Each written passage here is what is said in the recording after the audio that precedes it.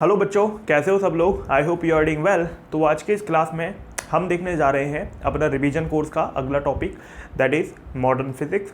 तो modern physics बच्चों, modern physics के अंदर कई सारे टॉपिक हैं। फोटो इलेक्ट्रिक इफेक्ट है, फिर उसके बाद में आपका डुअल नेचर में ही आपका डी ब्रोगली वेवलेंथ है, मैटर वेव, और तीसरे नंबर पे आपका एटम एंड न्यूक्लियाई। ठीक है, तो देखो बच्चों, वैसे तो एटॉमिक स्ट्रक्चर सेम होता है केमिस्ट्री का, बट फिर भी मैंने एक बेसिक ओवरव्यू आपको अच्छे से बताने की कोशिश करी है कि जो जो पॉसिबल क्वेश्चंस हैं एटम में भी दो पार्ट में अपना डिवाइडेड होगा। पहले पार्ट में हम photo electric effect and dual nature पे बात करेंगे, यानी कि डी ब्रोगली, और फिर अगले वाले पार्ट में हम बात करेंगे अपना न्यूक्लियाई पे और अपना एटम पे। ठीक है, radio activity, nuclei, atom. Okay, चलो तो अपने स्टार्ट करते हैं पहला टॉपिक, फोटो इलेक्ट्रिक इफेक्ट। तो बच्चों, फोटो इलेक्ट्रिक इफेक्ट को आगे बढ़ने से पहले बेसिक्स पे बात करते हैं। फोटो इलेक्ट्रिक इफेक्ट पे बाद में आएंगे, उससे पहले बेसिक समझ लेते हैं। जैसे फोटोन क्या है, फोटोन की एनर्जी कितनी होती है, फोटोन का मोमेंटम कितना होता है, उसके अलावा नंबर ऑफ इंसिडेंट फोटोन कितने हो सकते हैं, नंबर ऑफ एमिटेड फोटोन कितने हो सकते हैं, इंसिडेंट कितने हो सकते हैं, उसके अलावा रेडिएशन प्रेशर क्या होता है। ठीक है, इस तरीके की जो टर्मिनोलॉजी है, ये जो कॉन्सेप्ट्स हैं, है ना, फोटो इलेक्ट्रिक इफेक्ट पर आने के बाद में हम फोटो इलेक्ट्रिक इफेक्ट के कॉन्सेप्ट समझ लेंगे, लेकिन पहले बेसिक समझ लेते हैं, क्योंकि इनके बिना बहुत सारी चीज़ें आप नहीं कर पाओगे, बहुत सारे क्वेश्चन भी आप पे नहीं होंगे। तो बच्चों, बात करते हैं फोटोन की। तो देखो भाई, फोटोन असल में आप ये समझ लो कि जो लाइट है वो कई सारे पार्टिकल से बनी है। लाइट डुअल नेचर शो करती है, particle nature as well as wave nature. Particle nature show करती है तो पार्टिकल कौन से होते हैं, फोटोन होते हैं, और वेव नेचर शो करती है तो हम रे ऑप्टिक्स और वेव ऑप्टिक्स में उसको देखेंगे। अब यहाँ पर बात करते हैं बच्चों फोटोन की। तो फोटोन एक पार्टिकल नेचर है, पार्टिकल है लाइट का। तो फोटोन की एनर्जी होती है और वो फ्रीक्वेंसी पे डिपेंड करती है, मतलब जितनी फ्रीक्वेंसी उतनी एनर्जी, और ये E equal to h nu होती है। अब एच क्या है, प्लैंक कांस्टेंट है, जिसकी वैल्यू बच्चों 6.63 इंटू 10⁻³ जूल सेकेंड होती है, या फिर इंपॉर्टेंट बहुत है, याद रखना 4.15 इंटू 10⁻⁻15 ईवी सेकेंड होती है। ठीक है, तो फोटोन की जो एनर्जी है, उनकी जो एच है, प्लैंक कांस्टेंट है, उसकी दोनों यूनिट आपको पता होना जरूरी है, joule per second as well as eV into second, not second per second, joule into second, eV into second, ये आपको पता होना जरूरी है, नहीं तो आपको बाद में दिक्कत होगी। ठीक है, क्वेश्चन आएगा ईवी का, है ना, इलेक्ट्रॉन वोल्ट में क्वेश्चन आएगा, फिर आपको कन्वर्ट करना पड़ेगा और फिर आपका टाइम वेस्ट होगा। तो इसीलिए आपको दोनों वैल्यू याद होनी चाहिए, जिससे क्वेश्चन को आप फटाफट कर पाएँ। अब बात करें कन्वर्जन फैक्टर की, तो एक इलेक्ट्रॉन वोल्ट जो होता है वो 1.6 इंटू 10⁻⁻19 जूल के बराबर होता है। तो ये बेसिक सी बातें आपको पता होनी चाहिए, तभी आपके क्वेश्चन फटाफट होंगे। ठीक है, आगे बढ़ते हैं। अब हम बात करते हैं बच्चों एक बेसिक क्वेश्चन की। ठीक है, calculate the energy of a photon for which frequency is इतना 3 इंटू 10⁻14 हर्ट्ज। तो आपको एक ऐसे फोटोन की एनर्जी कैलकुलेट करनी है जिसकी फ्रीक्वेंसी आपको गिवन है। तो कैसे करोगे, देखो, जूल में अगर आप निकालेंगे तो जूल में एनर्जी होती है एच न्यू, तो एच की वैल्यू जूल में इतनी होती है और फ्रीक्वेंसी आपको गिवन है, तो आप मल्टीप्लाई कर सकते हो।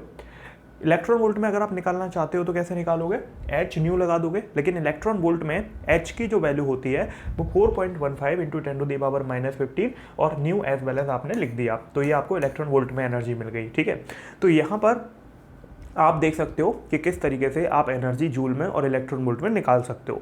अब बात करते हैं, थोड़ी सी आगे बढ़ते हैं। अब यहाँ पर जो एनर्जी है वो एच न्यू के बराबर है। तो बच्चों, जो न्यू है वो असल में क्या है, वो फ्रीक्वेंसी है, और फ्रीक्वेंसी है तो वो क्या हो सकती है, c/λ हो सकती है, क्योंकि speed of light frequency into wavelength होती है। तो फ्रीक्वेंसी क्या हुआ, speed of light upon wavelength, तो एच न्यू को आप hc/λ भी लिख सकते हो। c क्या है, स्पीड ऑफ लाइट है, लैम्डा क्या है, वेवलेंथ है।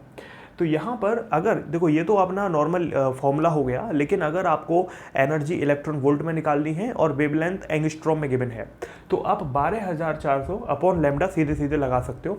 क्यों, क्योंकि आप h की जब वैल्यू रखोगे और c की वैल्यू रखोगे तो आपको यही मिलेगा। तो क्योंकि ये डायरेक्टली आपके बहुत काम आएगा, तो आपको याद होना चाहिए, जिससे आप इलेक्ट्रॉन वोल्ट में या एंगस्ट्रॉम में हमेशा एनर्जी या वेवलेंथ निकाल पाएँ। तो ये आपको पता होना चाहिए। अगर इसी वेवलेंथ को आप एंगस्ट्रॉम की जगह नैनोमीटर में ले लोगे तो आपका ये 1240 हो जाएगा, क्योंकि आप जानते हो कि नैनोमीटर होता है 10⁻⁹ मीटर और 1 एंगस्ट्रॉम होता है 10⁻10 मीटर। ठीक है, तो 10 का अंतर है नैनोमीटर और एंगस्ट्रॉम में। ओके, चलो आगे बढ़ते हैं। अब यहाँ पर एक क्वेश्चन है, calculate the energy of photon for which wavelength is इतना एन इतना। तो मैंने दोनों की प्रैक्टिस करवा दी है, एंगस्ट्रॉम और नैनोमीटर। अब बच्चों अगर हम यहाँ पर बात करें तो एनर्जी क्या होती है, अगर एंगस्ट्रॉम में है तो 12,400 अपॉन लैम्डा, ठीक है। क्योंकि अगर ये मीटर में होती तो फिर हमें ये यूज नहीं कर सकते थे, ठीक है, कर सकते थे, लेकिन वेवलेंथ को फिर मीटर से हमें एंगस्ट्रॉम में बदलना पड़ता। तो बच्चों क्योंकि ऑलरेडी ये वेवलेंथ एंगस्ट्रॉम में गिवन है तो इसीलिए आपकी 2 इलेक्ट्रॉन वोल्ट एनर्जी आ जाएगी।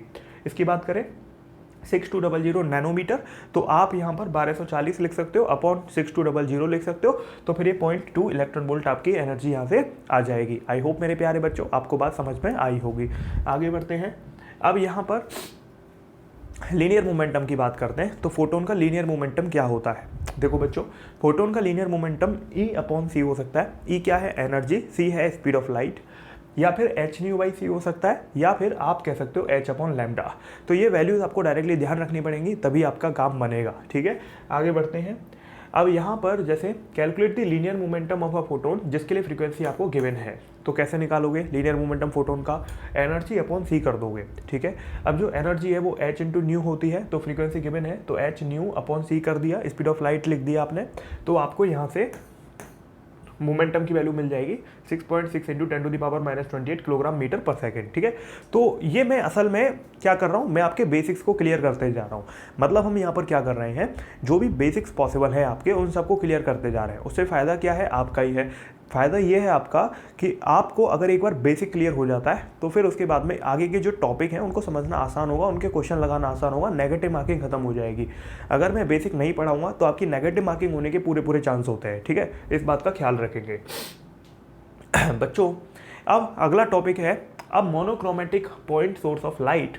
देखो बेसिकली क्या सीन है इस टॉपिक के अंदर, यहाँ पर नंबर ऑफ फोटोन पर सेकंड एमिटेड रेडिएटेड आपने निकाले हैं। मतलब जो फोटोन पर सेकंड एमिट हो रहे हैं या रेडिएट हो रहे हैं उनका नंबर क्या होगा। देखो मान लो कोई हमारा पॉइंट सोर्स ऑफ लाइट है, मान लो कोई भी बल्ब है, ठीक है। अब वो जो बल्ब है फॉर एग्जांपल वो मोनोक्रोमेटिक लाइट देता है। अब मोनोक्रोमेटिक का मतलब क्या है कि सेम एक वेवलेंथ की, मतलब केवल एक कलर कह सकते हो या एक वेवलेंथ की लाइट देता है। तो अब ऐसे केस में बच्चों अगर मोनोक्रोमेटिक लाइट सोर्स है और आपको क्या निकालना है कि ये जो लाइट का सोर्स है ये कितने फोटोन पर सेकेंड एमिट करेगा, तो उसकी वैल्यू कैसे निकालोगे? 5 देखो वैसे तो P0 लैम्डा अपॉन HC होगा। क्यों?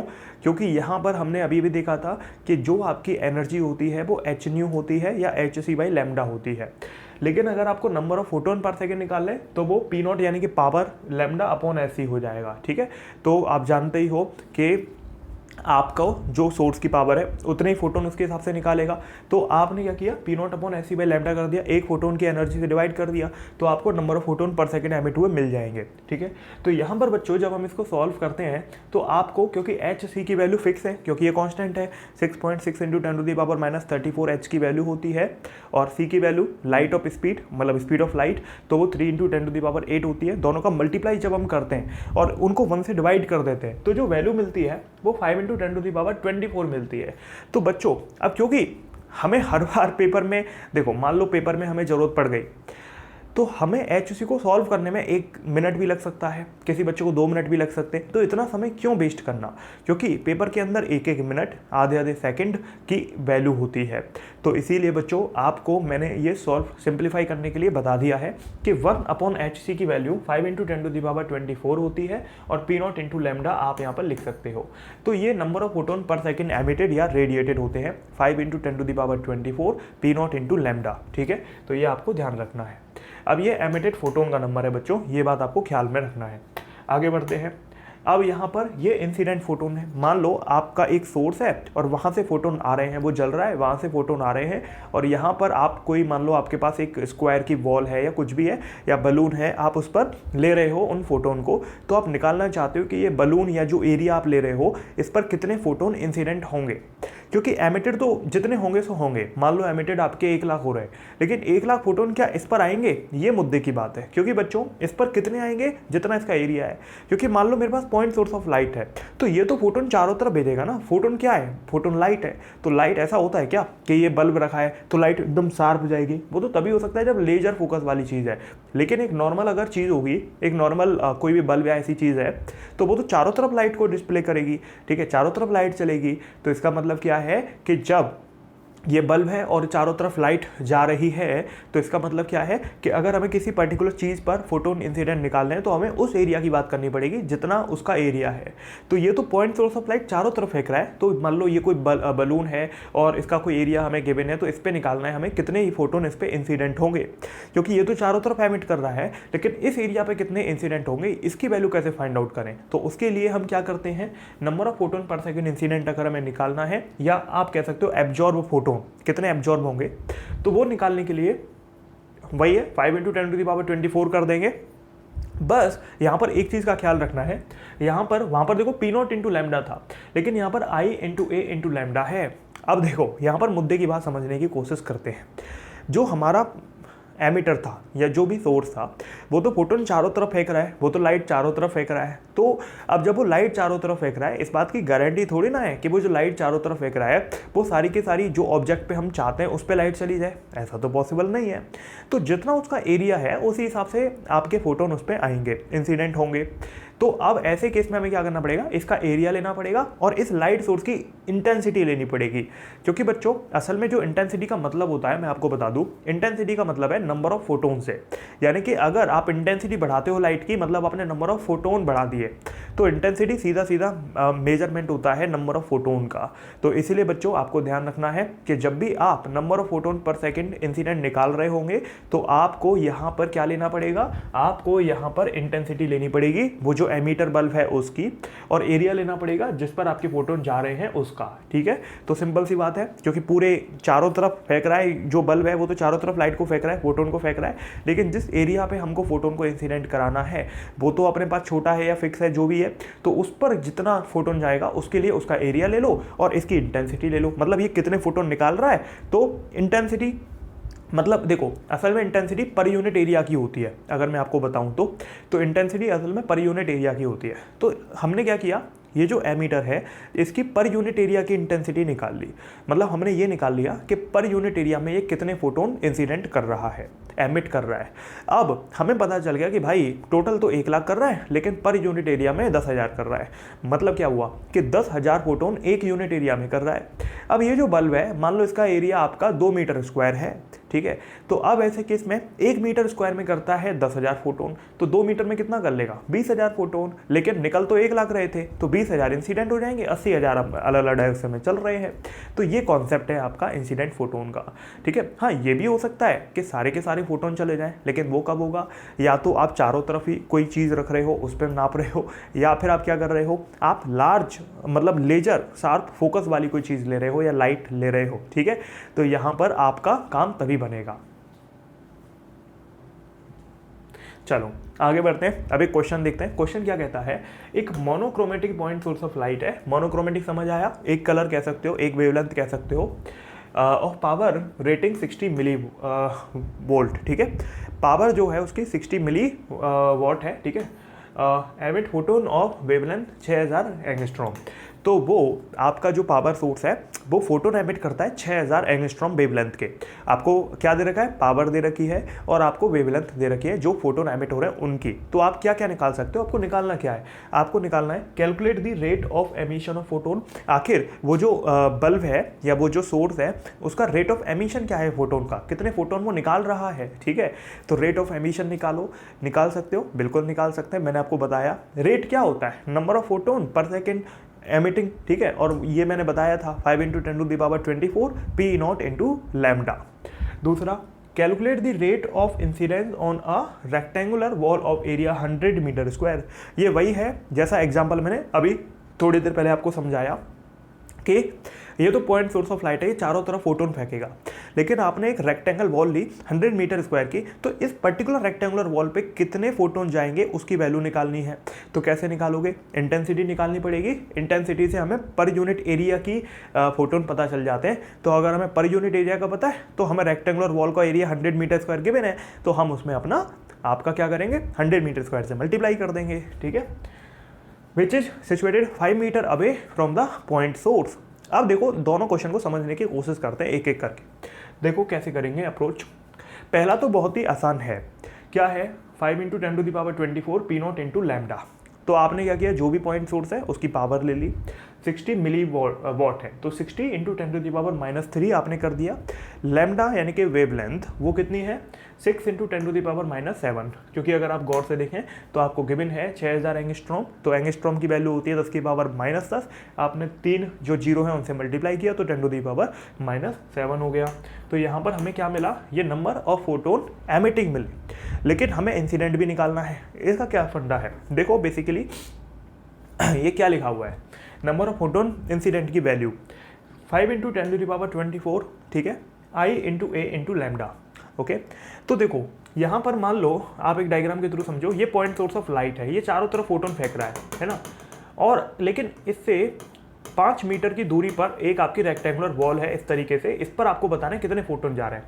ये जो बल्ब है ये तो चारों तरफ फेंक रहा है ना भाई, तो ये तो चारों तरफ फेंकेगा, तो इसका मतलब क्या है, ये तो चारों तरफ फेंक रहा है, लेकिन हमें तो इस वाले वॉल पर चाहिए केवल कि कितने इंसिडेंट हो रहे हैं, तो मैं इसका एरिया काउंट करूंगा, है ना। लेकिन ये चारों तरफ फेंक रहा है तो पर यूनिट एरिया भी निकालना पड़ेगा मुझे, ठीक है। तो पर यूनिट एरिया कितने फोटोन फेंक रहा है, और 100 मीटर स्क्वायर की वॉल है, तो आप अगर पर यूनिट का निकाल लें तो पर यूनिट का कैसे निकालते हैं, इंटेंसिटी की मदद से, क्योंकि इंटेंसिटी क्या होती है, पावर पर यूनिट एरिया, ठीक है। तो हम वही काम करते हैं, इंटेंसिटी इंटू ए इंटू लैम्डा। इंटेंसिटी की वैल्यू क्या होती है, पावर पर यूनिट एरिया, तो आपने पावर क्योंकि 60 मिली वॉट है, एरिया अगर आप देखें तो ये बल्ब से ये जो रेक्टेंगुलर वॉल है वो 5 मीटर की दूरी पर है, तो टोटल कितना एरिया बन रहा है, एक स्पेरिकल एरिया बन गया, तो 4πr² का एक स्पेरिकल एरिया बन गया 5 मीटर की रेडियस का। तो यहाँ पर आपके 4π इंटू 25, अब आप ये मत बोल देना कि सर सर्कल बनेगा, नहीं, अगर आप देखें तो फोटोन ऐसे तो ना बिल्कुल ऐसे सीधा सीधा चलेगा नहीं भाई, वो तो चारों तरफ फेंकेगा ना, तो स्पीयर बनेगा, ध्यान रखना, ठीक है। और एरिया, ये किसका एरिया है, जिस रेक्टेंगुलर वॉल पे फोटोन इंसिडेंट हो रहे हैं। ये इंटेंसिटी है पर यूनिट एरिया की, जो बल्ब है वो पर यूनिट एरिया कितने फोटोन फेंक रहा है, और आपको 100 मीटर स्क्वायर पे चाहिए, तो आपने 100 से मल्टीप्लाई किया, वेवलेंथ आपकी ये हो गई, तो ये आ गया 5.85 इंटू 10⁻16। अब बात करते हैं यहाँ पर आपका which is situated 5 metre away. तो 2 क्वेश्चन है, ठीक है, कोई एक और क्वेश्चन यहाँ पर होना चाहिए। तो बेसिकली वो ये दे रखा होगा कि मान लो अगर 30% फोटोन एमिट कर रहा है तो अब नई वैल्यू क्या होगी।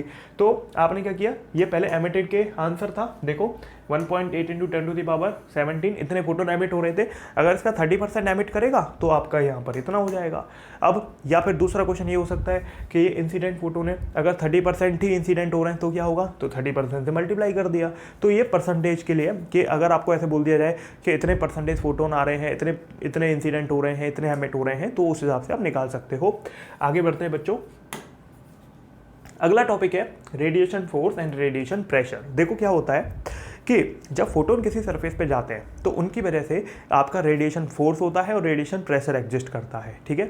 तो बेसिकली बच्चों 2 तरीके की पॉसिबिलिटीज़ हैं। पहली है परफेक्टली रिफ्लेक्टिंग सरफेस, यानी कि आपका फोटोन आया, आने के बाद टकराया, टकराने के बाद लौट गया, तो ये परफेक्टली रिफ्लेक्टिंग सरफेस हो गई। तो यहाँ पर ये मोमेंटम हो गया, ठीक है, h/λ। तो जो फोर्स है आपका, यानी कि जो आपका रेडिएशन फोर्स होगा वो क्या होगा, 2p0/c। तो आपको ध्यान रखना है जब भी रिफ्लेक्टिंग का केस होगा तो ये 2p0/c होता है, ठीक है। p0 वही पावर है अपना। अच्छा, प्रेशर क्या होता है, प्रेशर होता है फोर्स अपॉन एरिया, यानी कि आपने सिर्फ एक काम किया, ये जो फोर्स था उसमें एरिया से डिवाइड कर दिया। अब जो p0/a है, power per unit area intensity होती है, तो आपने क्या किया, 2I/c लिख दिया, I फॉर इंटेंसिटी है, ठीक है। बच्चों यही केस अगर आप अगले में लो, यानी कि एब्जॉर्बिंग सरफेस में लो, तो क्या हो रहा है, फोटोन आएगा तो सही लेकिन जा नहीं पाएगा क्योंकि ये सरफेस इसको एब्जॉर्ब कर लेगी। तो अब क्या होगा, आपको फोर्स निकालना है, तो वो p0/c है। प्रेशर निकालना है तो फोर्स अपॉन एरिया होता है, आपने फोर्स लिया p0/c अपॉन ये एरिया की वैल्यू रखी, तो ये I/c आ गया। क्यों, क्योंकि पावर पर यूनिट एरिया आपका इंटेंसिटी होता है।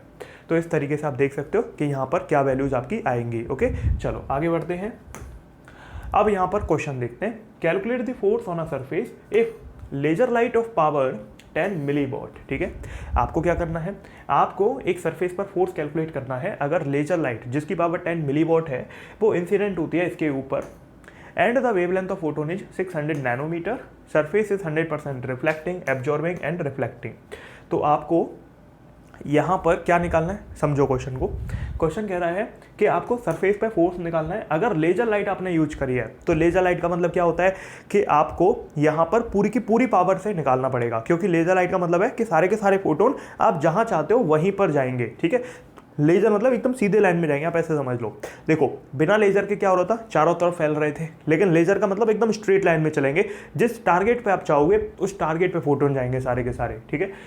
Incident on it and the wavelength of photon is 600 nanometre. तो अगर सरफेस 100% रिफ्लेक्टिंग है तो फोर्स क्या होगा, देखो कितना आसान है निकालना। 100% एब्जॉर्बिंग है तो भी निकालना आसान है, आधा हो जाएगा सीधा सीधा। और 50% रिफ्लेक्टिंग है तो भी बहुत आसान है, सीधे उसका 50% कर देंगे। देखो बहुत आसान क्वेश्चन है। 2p0/c होता है हमारा फोर्स, किस केस में, जब हमारी रिफ्लेक्टिंग सरफेस है, और एब्जॉर्बिंग होती है तो p0/c होता है, तो सीधे सीधे आधा कर सकते हो, ठीक है। तो 2p0/c में पावर आपकी दे रखी है 10 मिलीवॉट, और स्पीड ऑफ लाइट आपने ये ले ली, तो यहाँ से हमारा जो फोर्स है वो आ गया रेडिएशन फोर्स। अच्छा, अगर एब्जॉर्बिंग है तो p0/c हो जाएगा, तो आपका आधा हो जाएगा सीधे इसका, ठीक है। अच्छा, अब एक और चीज़ बोली थी 50% रिफ्लेक्टिंग है, मतलब क्या हुआ कि 50% रिफ्लेक्टिंग है तो 50% एब्जॉर्बिंग होगी। तो देखो 2p0/c का तो हमने क्या कर दिया, 2p0/c का हमने आधा कर दिया 50% के हिसाब से, और p0/c का भी आधा कर दिया, क्योंकि रिमेनिंग आपकी एब्जॉर्बिंग होगी 50%।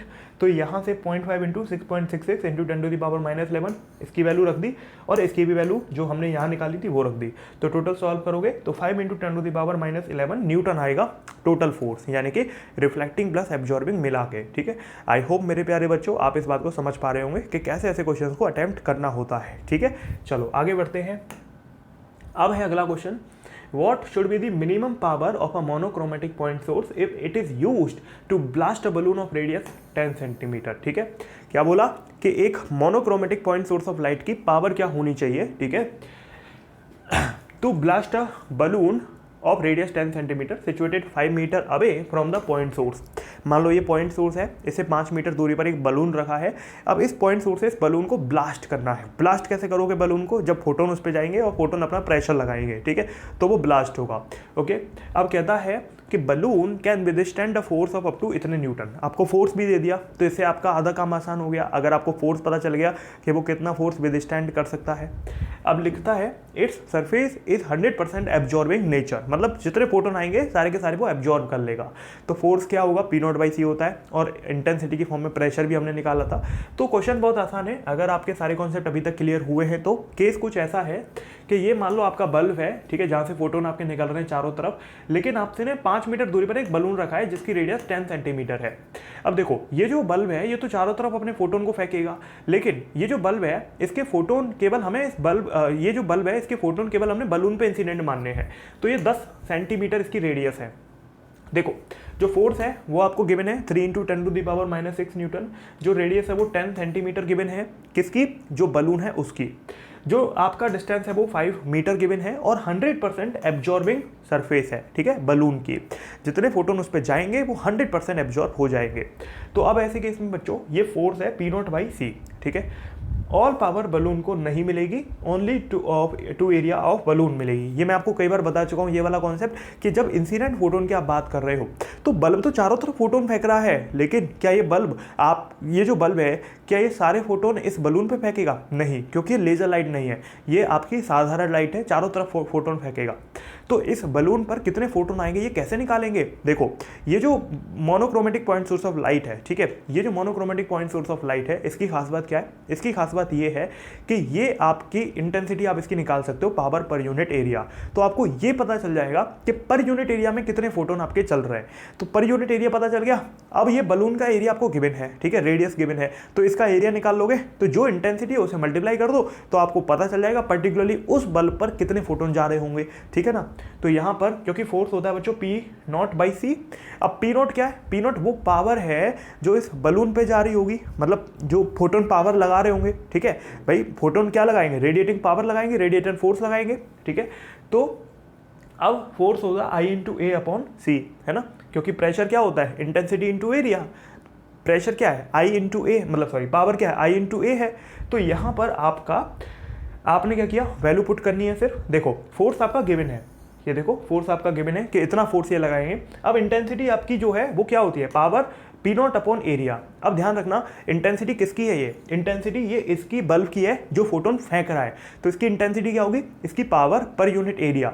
अब एरिया कितने एरिया में फेंक रहा है ये फोटोन, ये आपका 5 मीटर की रेडियस के पूरे एरिया में फेंक रहा है, तो ये 4πr² पूरा इसका एरिया हो गया।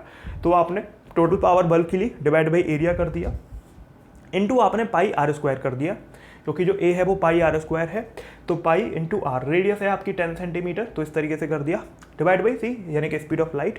तो आपका जो पी नॉट है वो 9 × 10⁻6 वॉट आ गया। ठीक है, तो इस तरीके से आप यहाँ पर आसानी से इन चीज़ों को कर सकते हैं।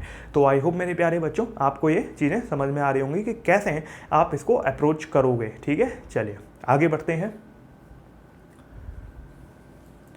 If we use laser light in place of point source, then what should be the minimum power of laser light? देखो, अभी आपने पॉइंट सोर्स की जगह लेजर लाइट यूज करी, तो पॉइंट सोर्स और लेजर लाइट में अंतर है। जो पॉइंट सोर्स है वो चारों तरफ फोटोन फेंकता है, जबकि जो लेजर लाइट है वो केवल वही फोटोन फेंकेगा जहां आप फोकस करोगे। तो लेजर लाइट की पूरी पावर ट्रांसफर होगी बलून को, यानी कि आप सीधे सीधे P0/C लिख सकते हो। ठीक है, फोर्स कितना बलून पर कितना लग रहा है फोटोन की वजह से, 3 × 10⁻⁻6। ठीक है, मतलब इतना फोर्स मैक्सिमम झेल सकता है बलून। P0 यानी कि कितनी पावर होगी वो आप निकाल ही सकते हो, है ना। और स्पीड ऑफ लाइट आप यहाँ लिख दो, तो आपको टोटल पावर पता चल जाएगी। यहाँ पर हमने वो वाला काम क्यों नहीं किया, क्योंकि जो सारे के सारे फोटोन है अब आप अलाइन कर सकते हो बलून की तरफ। ठीक है, क्योंकि आपके पास लेजर फोकस है। पहले तो नॉर्मली सारे चारों तरफ फोटोन घूम रहे थे, लेकिन अब आपने क्या किया, उनको एकदम अलाइन कर दिया। अब फोटोन आप जहाँ चाहोगे वहाँ भेज सकते हो। तो आपने सारे के सारे फोटोन को कहाँ भेज दिया, बलून पे भेज दिया। तो आपने सीधे पावर ले ली सोर्स की, तो पावर आपकी आ गई 900 वाट। अब है फोटो इलेक्ट्रिक इफेक्ट पर हम एंट्री कर रहे हैं। ठीक है, तो फोटो इलेक्ट्रिक इफेक्ट का पहला कॉन्सेप्ट है वर्क फंक्शन। देखो क्या होता है, फोटो इलेक्ट्रिक इफेक्ट का मतलब क्या है। मान लो कोई भी आपका एक एलिमेंट है, ठीक है, उस पर लाइट आती है, कोई भी एटम है, लाइट आती है, तो उसमें से कोवेलेंट बॉन्ड टूट के इलेक्ट्रॉन बाहर निकल जाता है। अब यहाँ पर जो इलेक्ट्रॉन बाहर निकला लाइट की वजह से, that is photo electric effect. और जो इलेक्ट्रॉन बाहर निकला दैट इज फोटो इलेक्ट्रॉन। लेकिन इतना आसान भी नहीं होता। क्या होता है बेसिकली, एक चीज़ होती है वर्क फंक्शन। ठीक है, वर्क फंक्शन इस तरीके से मान लो कि जैसे हमको कॉलेज में एडमिशन लेना है, तो कॉलेज में एडमिशन लेने के लिए हमारी एक कट ऑफ होती है कि भाई इतने नंबर आपको चाहिए। तो वो कट ऑफ जो बच्चा पास करता है वही कॉलेज में एडमिशन लेगा। तो इसका मतलब क्या, वर्क फंक्शन एक कट ऑफ है, मतलब एनर्जी आ रही है लाइट से, फोटोन से एनर्जी आ रही है। अब वो जो एनर्जी है, पहले उस एनर्जी को एक वर्क फंक्शन नाम की चीज़ को पार करना पड़ेगा आगे बढ़ने के लिए। ठीक है, तब ही वो जो निकलने वाला इलेक्ट्रॉन है उसमें एनर्जी होगी। यानी कि the minimum amount of energy required to emit electron out of the metal surface is known as work function. ठीक है, यानी कि कम से कम एनर्जी इतनी तो देनी ही पड़ेगी इलेक्ट्रॉन को बाहर निकालने के लिए। तो जो मिनिमम एनर्जी आपको देनी पड़ती है इलेक्ट्रॉन को बाहर निकालने के लिए, वही वर्क फंक्शन होता है। इसको रिप्रेजेंट किया जाता है फाई नॉट से। आगे बढ़ते हैं, फोटो इलेक्ट्रिक इफेक्ट क्या है। When sufficient amount of energy in the form of light incident on a metal surface, electron come out from this। ठीक है, जब आपकी सफिशिएंट अमाउंट ऑफ एनर्जी की लाइट आपकी किसी मेटल सरफेस पे जाती है तो इलेक्ट्रॉन बाहर निकलता है। अब वो इलेक्ट्रॉन बाहर तब निकलेगा जो एनर्जी आई है वो वर्क फंक्शन से ज़्यादा होनी चाहिए। मतलब आपका जो फाई नॉट है यानी कि एच न्यू नॉट यानी कि hc/λ0 आपका क्या होना चाहिए, कम से कम इतना एनर्जी तो होनी ही चाहिए इलेक्ट्रॉन को बाहर निकालने के लिए। ठीक है, इससे ज़्यादा होगी तो जो बची हुई एनर्जी है वो इलेक्ट्रॉन की काइनेटिक एनर्जी के फॉर्म में मिलती है। तो फोटो इलेक्ट्रिक इफेक्ट के लिए आपका जो एच न्यू है, मतलब जो फोटोन की एनर्जी है, वो एटलीस्ट एच न्यू नॉट यानी कि फाई नॉट से ज़्यादा होनी चाहिए। ठीक है, और आगे बढ़ते हैं, थ्रेशोल्ड फ्रीक्वेंसी की बात करते हैं न्यू नॉट की। तो थ्रेशोल्ड फ्रीक्वेंसी की बात करें तो minimum amount of frequency for which photo electric effect happen for a metal is known as threshold frequency. मतलब क्या हुआ इसका बच्चों कि कम से कम इतनी फ्रीक्वेंसी की लाइट होनी चाहिए फोटो इलेक्ट्रिक इफेक्ट होने के लिए। देखो, आपकी जो एनर्जी है वो फ्रीक्वेंसी पे डिपेंड करती है फोटोन की, क्योंकि मैंने बताया था फोटोन के लिए एनर्जी फ्रीक्वेंसी पे डिपेंड करती है। तो फ्रीक्वेंसी एनर्जी को डायरेक्टली रिप्रेजेंट कर रही है, मतलब जितनी ज़्यादा फ्रीक्वेंसी होगी उतनी ज़्यादा एनर्जी होगी। तो जितनी मिनिमम अमाउंट ऑफ फ्रीक्वेंसी की ज़रूरत है फोटो इलेक्ट्रिक इफेक्ट होने के लिए किसी भी मेटल में, उसे ही थ्रेशोल्ड फ्रीक्वेंसी बोलते हैं। थ्रेशोल्ड वेवलेंथ क्या होती है, lambda naught, the maximum amount of wavelength for which photo electric effect happens for a metal. तो थ्रेशोल्ड वेवलेंथ क्या है बच्चों, थ्रेशोल्ड वेवलेंथ आपकी मैक्सिमम वेवलेंथ है, क्योंकि अगर आपको पता हो तो एनर्जी आपकी hc/λ भी होती है, यानी कि एनर्जी वेवलेंथ के इनवर्स होती है। तो बच्चों वेवलेंथ आपकी मैक्सिमम कितनी हो जिससे आपका एनर्जी सफिशिएंट हो, क्योंकि वेवलेंथ जितनी ज़्यादा होती जाएगी एनर्जी उतनी कम होती जाएगी। तो मैक्सिमम वेवलेंथ होनी चाहिए। देखो मैक्सिमम वेवलेंथ होने का मतलब है कि एनर्जी आपकी थ्रेशोल्ड वाली है, और वेवलेंथ जितनी कम होती जाएगी एनर्जी उतनी बढ़ती जाएगी, क्योंकि दोनों एक दूसरे के इनवर्स हैं। तो यहाँ पे क्या लिखा है थ्रेशोल्ड वेवलेंथ में, the maximum amount of wavelength for which photo electric effect happen for a metal, यानी कि न्यू नॉट, न्यू आपकी न्यू नॉट से ज़्यादा होनी चाहिए या इक्वल होनी चाहिए, ये फ्रीक्वेंसी हो गई। और आपकी जो थ्रेशोल्ड वेवलेंथ है वो जो लाइट की वेवलेंथ है उससे ज़्यादा होनी चाहिए या इक्वल होनी चाहिए, ठीक है। तो मैक्सिमम लैम्डा नॉट के बराबर तक ही हो सकती है। ओके, आप इस बात का ख्याल रखेंगे। आगे बढ़ते हैं। तो ध्यान क्या रखना है कि आने वाली लाइट की वेवलेंथ कम से कम होनी चाहिए, तभी ज़्यादा से ज़्यादा एनर्जी होगी, तभी आसान होगा आपका इलेक्ट्रॉन को बाहर निकालना, और जो निकलेगा इलेक्ट्रॉन उसमें बची हुई एनर्जी, थ्रेशोल्ड के अलावा जो बची हुई एनर्जी है वो काइनेटिक एनर्जी की फॉर्म में इलेक्ट्रॉन को मिल जाएगी। अब मैं आपको लेनार्ड के एक्सपेरिमेंट जब बताऊंगा तो आपको थोड़ा ज़्यादा क्लैरिटी आएगी कि चल क्या रहा है, वो इलेक्ट्रॉन क्या करेगा काइनेटिक एनर्जी का, ये सब हो क्यों रहा है और क्यों हम कर रहे हैं। Everything will be clear to you. थोड़े टाइम में आपको चीज़ें समझ में आएंगी। पहले एक क्वेश्चन देखते हैं। Calculate the work function for a metal if threshold frequency is इतना। आपको मेटल के लिए वर्क फंक्शन कैलकुलेट करना है अगर थ्रेशोल्ड फ्रीक्वेंसी की वैल्यू इतनी है एंड थ्रेशोल्ड वेवलेंथ आपकी इतने एंगस्ट्रॉम है, ठीक है। तो कैसे करोगे, देखो आपकी ये फ्रीक्वेंसी दे रखी है, तो वर्क फंक्शन होता है h न्यू नॉट के बराबर। तो वर्क फंक्शन क्या होगा h, अब h देखो इतने हर्ज आपकी फ्रीक्वेंसी है, तो h की वैल्यू 4.15 इंटू 10⁻⁻⁻15 हो सकती है इलेक्ट्रॉन वोल्ट की, और आपने फ्रीक्वेंसी की वैल्यू रखी तो इतने इलेक्ट्रॉन वोल्ट आपका वर्क फंक्शन हमें मिलेगा, ठीक है।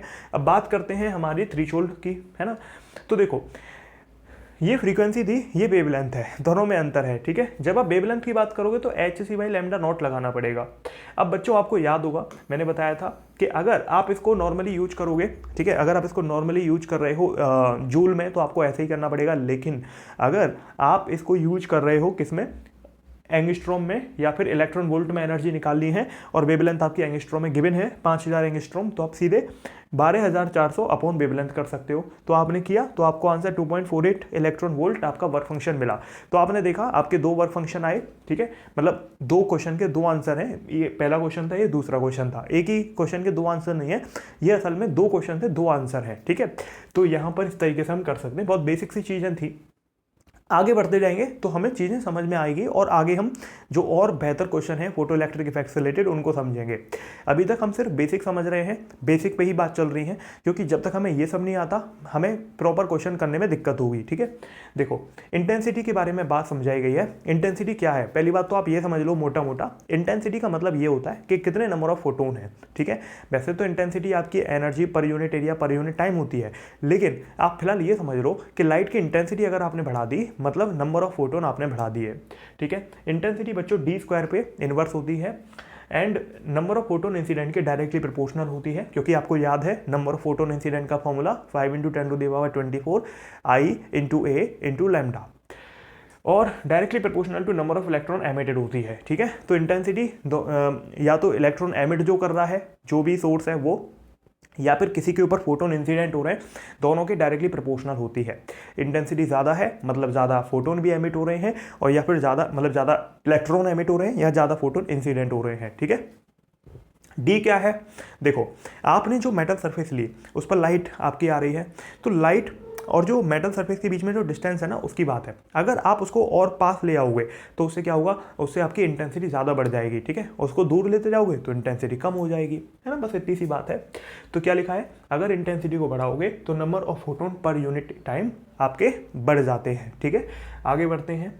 अब यहाँ पर लेनार्ड एक्सपेरिमेंट पर आते हैं। तो जो भी हम अभी तक सीख रहे थे वो सब इसीलिए सीख रहे थे कि हम लेनार्ड एक्सपेरिमेंट और आइंस्टीन की फोटो इलेक्ट्रिक इफेक्ट की इक्वेशन को समझ लें। देखो बच्चों लेनार्ड एक्सपेरिमेंट क्या है, बेसिकली लेनार्ड एक्सपेरिमेंट लैब में क्या हुआ एक्सपेरिमेंट है, लेनार्ड ने किया था। तो इन्होंने क्या किया, अपना एक सेटअप बनाया।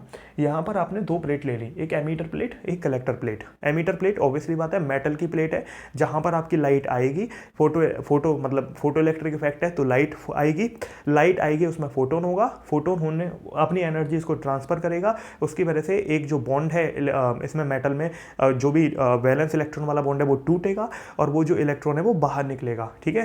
अब इस लाइट आती है, इलेक्ट्रॉन यहाँ से बाहर निकलता है, ये कलेक्टर प्लेट होती है जो उन इलेक्ट्रॉन को कलेक्ट करती है, ठीक है। अब कैसे करेगी, हम यहाँ पर बैटरी लगा देते हैं, इधर पॉजिटिव चार्ज इधर नेगेटिव चार्ज, तो इलेक्ट्रॉन को नेगेटिव चार्ज रिपेल करता है और पॉजिटिव चार्ज जो कलेक्टर प्लेट पर वो उन्हें अट्रैक्ट करता है, ठीक है। उसकी वजह से क्या होता है, सर्किट कंप्लीट हो जाता है और करंट उधर से आपका बहने लगता है, क्योंकि जिधर इलेक्ट्रॉन बहते हैं करंट उसके अपोजिट चलती है, ठीक है। और ये हमारी बैटरी है और ये हमारा एमीटर है। तो ये हमारी सारी चीज़ें आपको क्लियर होनी चाहिए, ठीक है। ये बात आपको समझ में आई। अब देखो यहाँ पर मुद्दा क्या है, मुद्दा ये है कि जो आपकी एमीटर प्लेट है उसमें जो आप फोटो लाइट आप उस पर डाल रहे हो, तो बेसिकली उस लाइट की जो एनर्जी है वो आपकी वर्क फंक्शन से ज़्यादा होनी चाहिए, तभी इलेक्ट्रॉन आपका निकलेगा।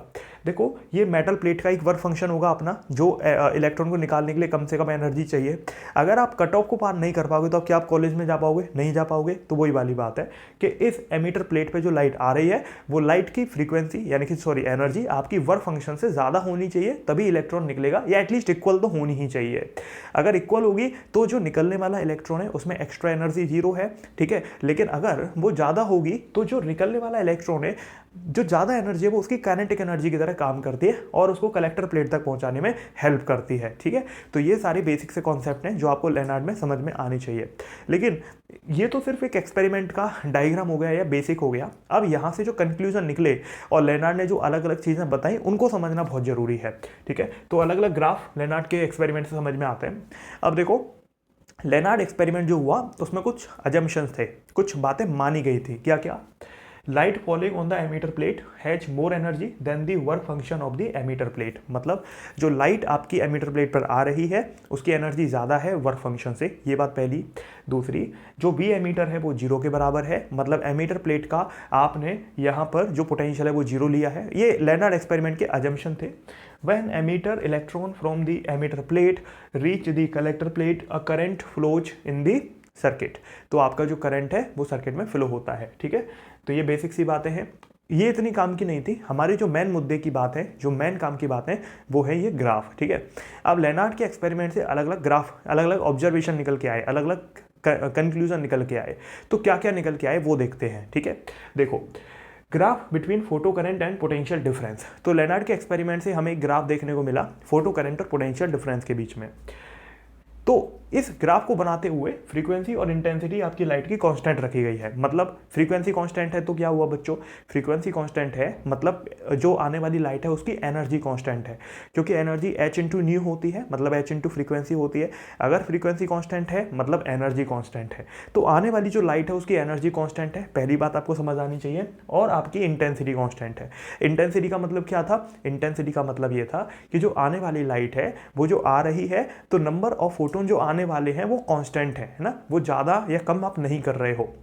मतलब जो आने वाली लाइट है उसकी एनर्जी कांस्टेंट है, इंटेंसिटी कांस्टेंट है, मतलब नंबर ऑफ फोटोन भी कांस्टेंट है और आने वाले फोटोन की एनर्जी भी कांस्टेंट है, उनको आप नहीं छेड़ रहे हो। तो हम यहाँ पर फोटो करंट और जो एक्सेलरेटिंग पोटेंशियल है उसके बीच में ग्राफ देख रहे हैं, ठीक है। अब एक्सेलरेटिंग पोटेंशियल क्या है, जो बैटरी आपने लगाई थी लेनार्ड एक्सपेरिमेंट में, तो जो इलेक्ट्रॉन को खींच रही थी अपनी तरफ, ठीक है, वो एक्सेलरेटिंग पोटेंशियल है बेसिकली। तो अब यहाँ पर देखने को मिलता है कि आपका देखो क्या देखने को मिलता है कि यहाँ पर आपका देखो फोटो करंट 0 है, लेकिन जब आप देखते हो कि एक्सेलरेटिंग पोटेंशियल आपने नहीं भी लगाया, मतलब आपने बैटरी सर्किट में नहीं भी लगाई, तो भी कुछ करंट आपको यहाँ पर देखने को मिल रहा है। मतलब क्या हुआ कि आपने बेशक बैटरी नहीं लगाई, लेकिन कुछ इलेक्ट्रॉन में इतनी एनर्जी है, इतनी काइनेटिक एनर्जी है कि वो एमीटर से निकलते ही कलेक्टर पे पहुंच जाते हैं। मतलब उन्हें किसी भी एक्सेलरेशन की ज़रूरत ही नहीं है, कोई भी एक्सेलरेटिंग पोटेंशियल या धक्का देने की आपको ज़रूरत नहीं है, या अट्रैक्शन की ज़रूरत नहीं है। तो यहाँ पर क्या हो रहा है, कुछ इलेक्ट्रॉन में बहुत एक्स्ट्रा काइनेटिक एनर्जी है। वो कहाँ से आई, बेसिकली उनको निकलने के लिए जब वो निकले होंगे तो उनका जो वर्क फंक्शन रहा होगा वो बड़ा कम रहा होगा, ठीक है। तो एनर्जी कम यूटिलाइज हुई होगी, तो जो बची हुई एनर्जी है जो फोटोन से उनको मिली थी वो बाकी सारी की सारी आपकी काइनेटिक एनर्जी की फॉर्म में उन पर रह गई। तो जब वो बाहर निकले तो उनके पास इतनी एनर्जी ऑलरेडी थी कि वो एमीटर से कलेक्टर तक चले जाएं, ठीक है। तो ये पहला पॉइंट। दूसरा पॉइंट, ये ग्राफ क्या बताने की कोशिश करता है कि देखो ये ग्राफ इंक्रीजिंग है, मतलब क्या हो रहा है, और एक टाइम बाद देखो सैचुरेशन है, मतलब एक टाइम बाद करंट आपका सैचुरेटेड है। जब आप एक्सेलरेटिंग पोटेंशियल बढ़ाते जा रहे हो करंट नहीं बढ़ रहा है, लेकिन थोड़ी देर तक तो बढ़ा है। मतलब क्या हुआ कि देखो सैचुरेशन क्यों है, पहले तो ये समझो बेसिकली क्या हो रहा है, आप समझने की कोशिश करो। जो एमिटर प्लेट थी वहां से इलेक्ट्रॉन निकला, कलेक्टर प्लेट तक पहुंच रहा है। हमने क्या किया, हमने एक एक्सेलरेटिंग पोटेंशियल डिफरेंस क्रिएट किया, मतलब एक बैटरी लगाई। तो बैटरी लगाने से क्या हुआ, जो कलेक्टर प्लेट थी, मान लो ये कलेक्टर प्लेट है, तो ये जो कलेक्टर प्लेट है इस पर हमने पॉजिटिव चार्ज लगाया और एमिटर प्लेट पर नेगेटिव लगाया। उससे क्या हुआ, इलेक्ट्रॉन को धक्का मिला एमिटर प्लेट से और कलेक्टर प्लेट ने खींचा, अट्रैक्ट किया, पॉजिटिव चार्ज है। तो अब यहाँ पर क्या हुआ कि इलेक्ट्रॉन जल्दी जल्दी खींचने लग गए। तो क्या होगा, जो बिना बैटरी के इलेक्ट्रॉन नहीं पहुंच पा रहे थे अब वो पहुंचने लगेंगे। तो काफ़ी सारे इलेक्ट्रॉन जो एमिटर से निकल रहे हैं वो आपके कलेक्टर प्लेट तक पहुंच गए। तो जब वो कलेक्टर प्लेट तक पहुंच जाएंगे तो क्या होगा, आपके सारे के सारे इलेक्ट्रॉन पहुंच गए, सारे के सारे इलेक्ट्रॉन खत्म हो गए।